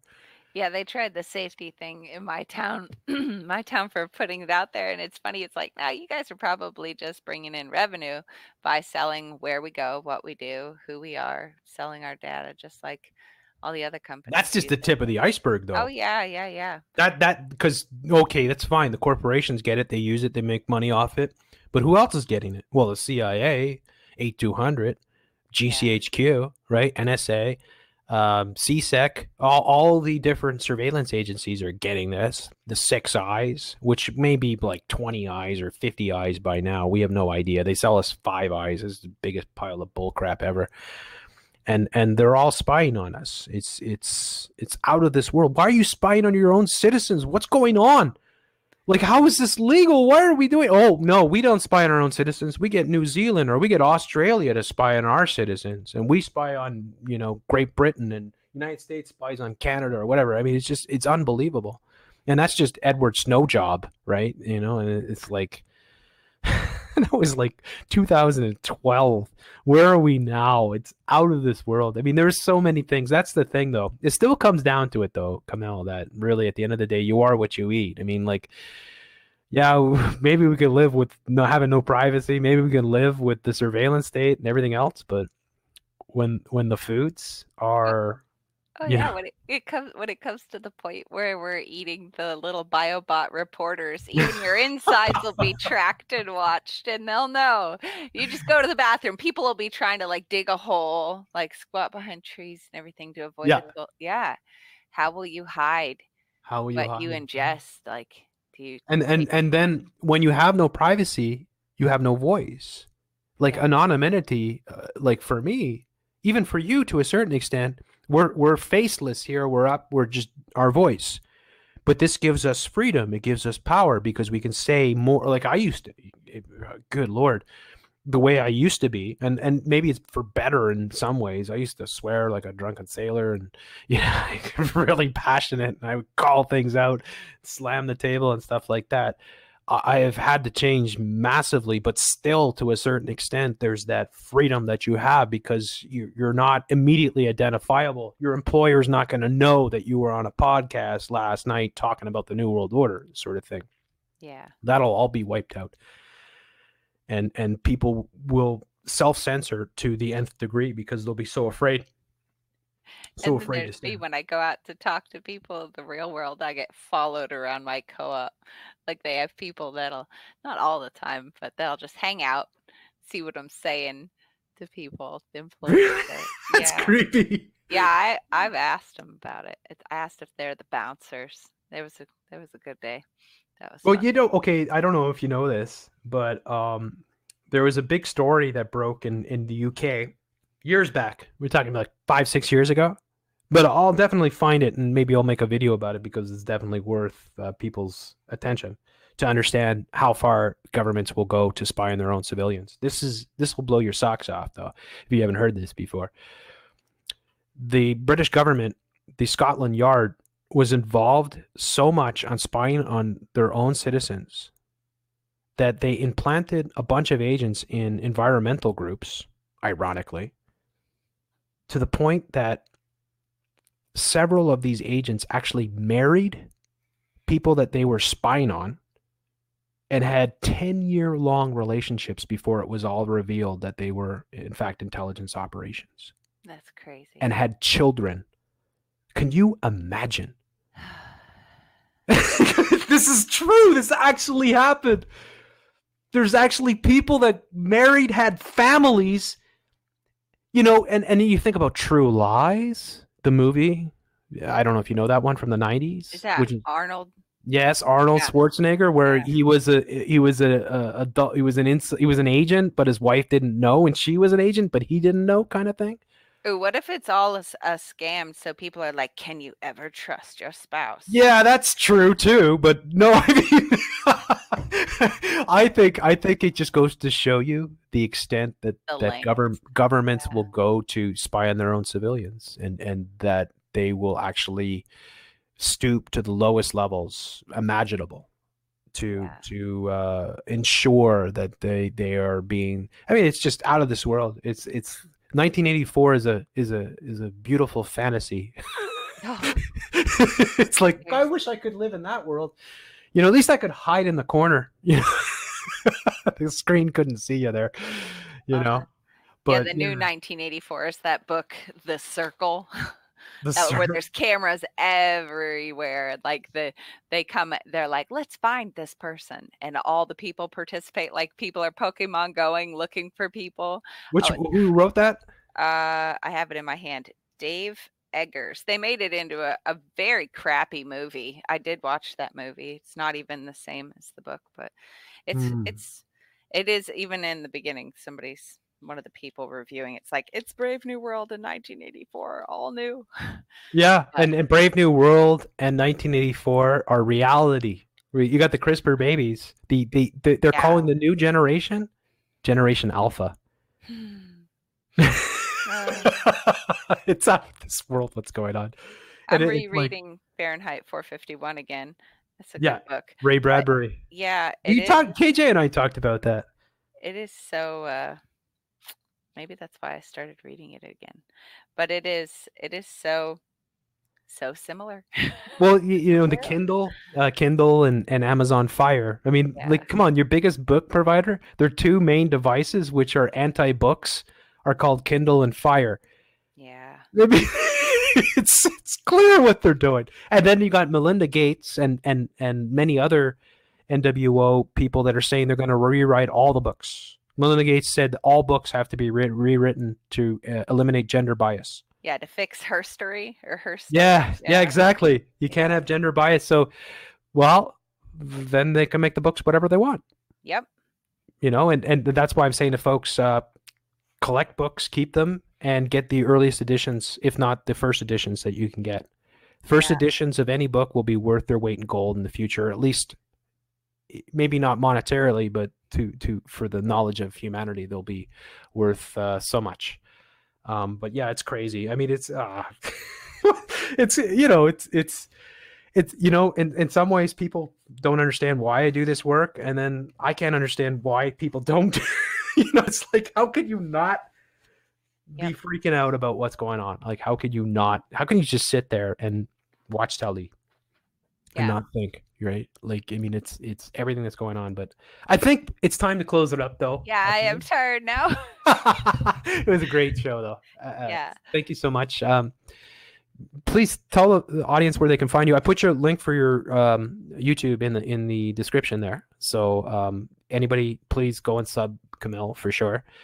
But if there's anywhere else they can follow you, please let the audience know, and maybe leave a comment there right now in the chat, because there's 70 people watching, so a bunch of people can click on your icon and sub you right away, sort of thing. All right, I left a comment. Yeah, so that's me. Please stop the ride. And I am on Steam it too, but you can get there through all my videos, because I link to all the sources, so you can go and look. And it's not just me saying these things. And I promise, as soon as I get a chance, there's an insane amount of stuff I want to talk to you guys about. So I just need to get a Yeah, chance to do awesome. it. Well, we're doing a lot more podcasts now for me, so we'll definitely be, you know, we'll fire up Jeff C and Friends. Yeah, I want Probably, to come on Jeff C and Friends. yeah, maybe next That's all Friday. fun. But I don't know if you'd be available, but I think maybe next Friday. So, you know, Van and everybody else that's listening, you know, we'll get the show going. I'm gonna try to do it bi-weekly. So, actually, I got to do KJ's show. I'm not sure, so I don't want to do two shows in one day. Although I did that last week or 2 weeks ago, I had to do KJ's show, so I gotta get the confirmation on when KJ is gonna have me on, and then I'll be able to tell you. But hopefully, it won't be on the same day. So if it's not Friday, maybe Saturday or something, maybe on the weekend. Are you ever available on the weekends, or is that impossible for you? Sometimes I'm on like a 1 day available, next day not, like a on and off sort of thing. Mostly coming back into town for the cat. I've been away a lot. Ah, the cat. I love The it. I cat, love it. yeah. How's your cat, by the way? Oh, she's wonderful. She's awesome, eh? She's just the greatest. I love cats. Yeah. She Awesome. wants some beef, or she wants me to go get her some meat. So Awesome. Okay, yeah. so thanks everyone for taking part in the show tonight. Thanks to the chat. Everyone's great. And hey, we'll see you guys all on the next one. So have a good night. Take care of each other. Share this information. Maybe share this video. Definitely go and sub Camille's channel. And stay tuned for the next one. Night, everyone. Thank you. Good night. Night. End the broadcast. Awesome.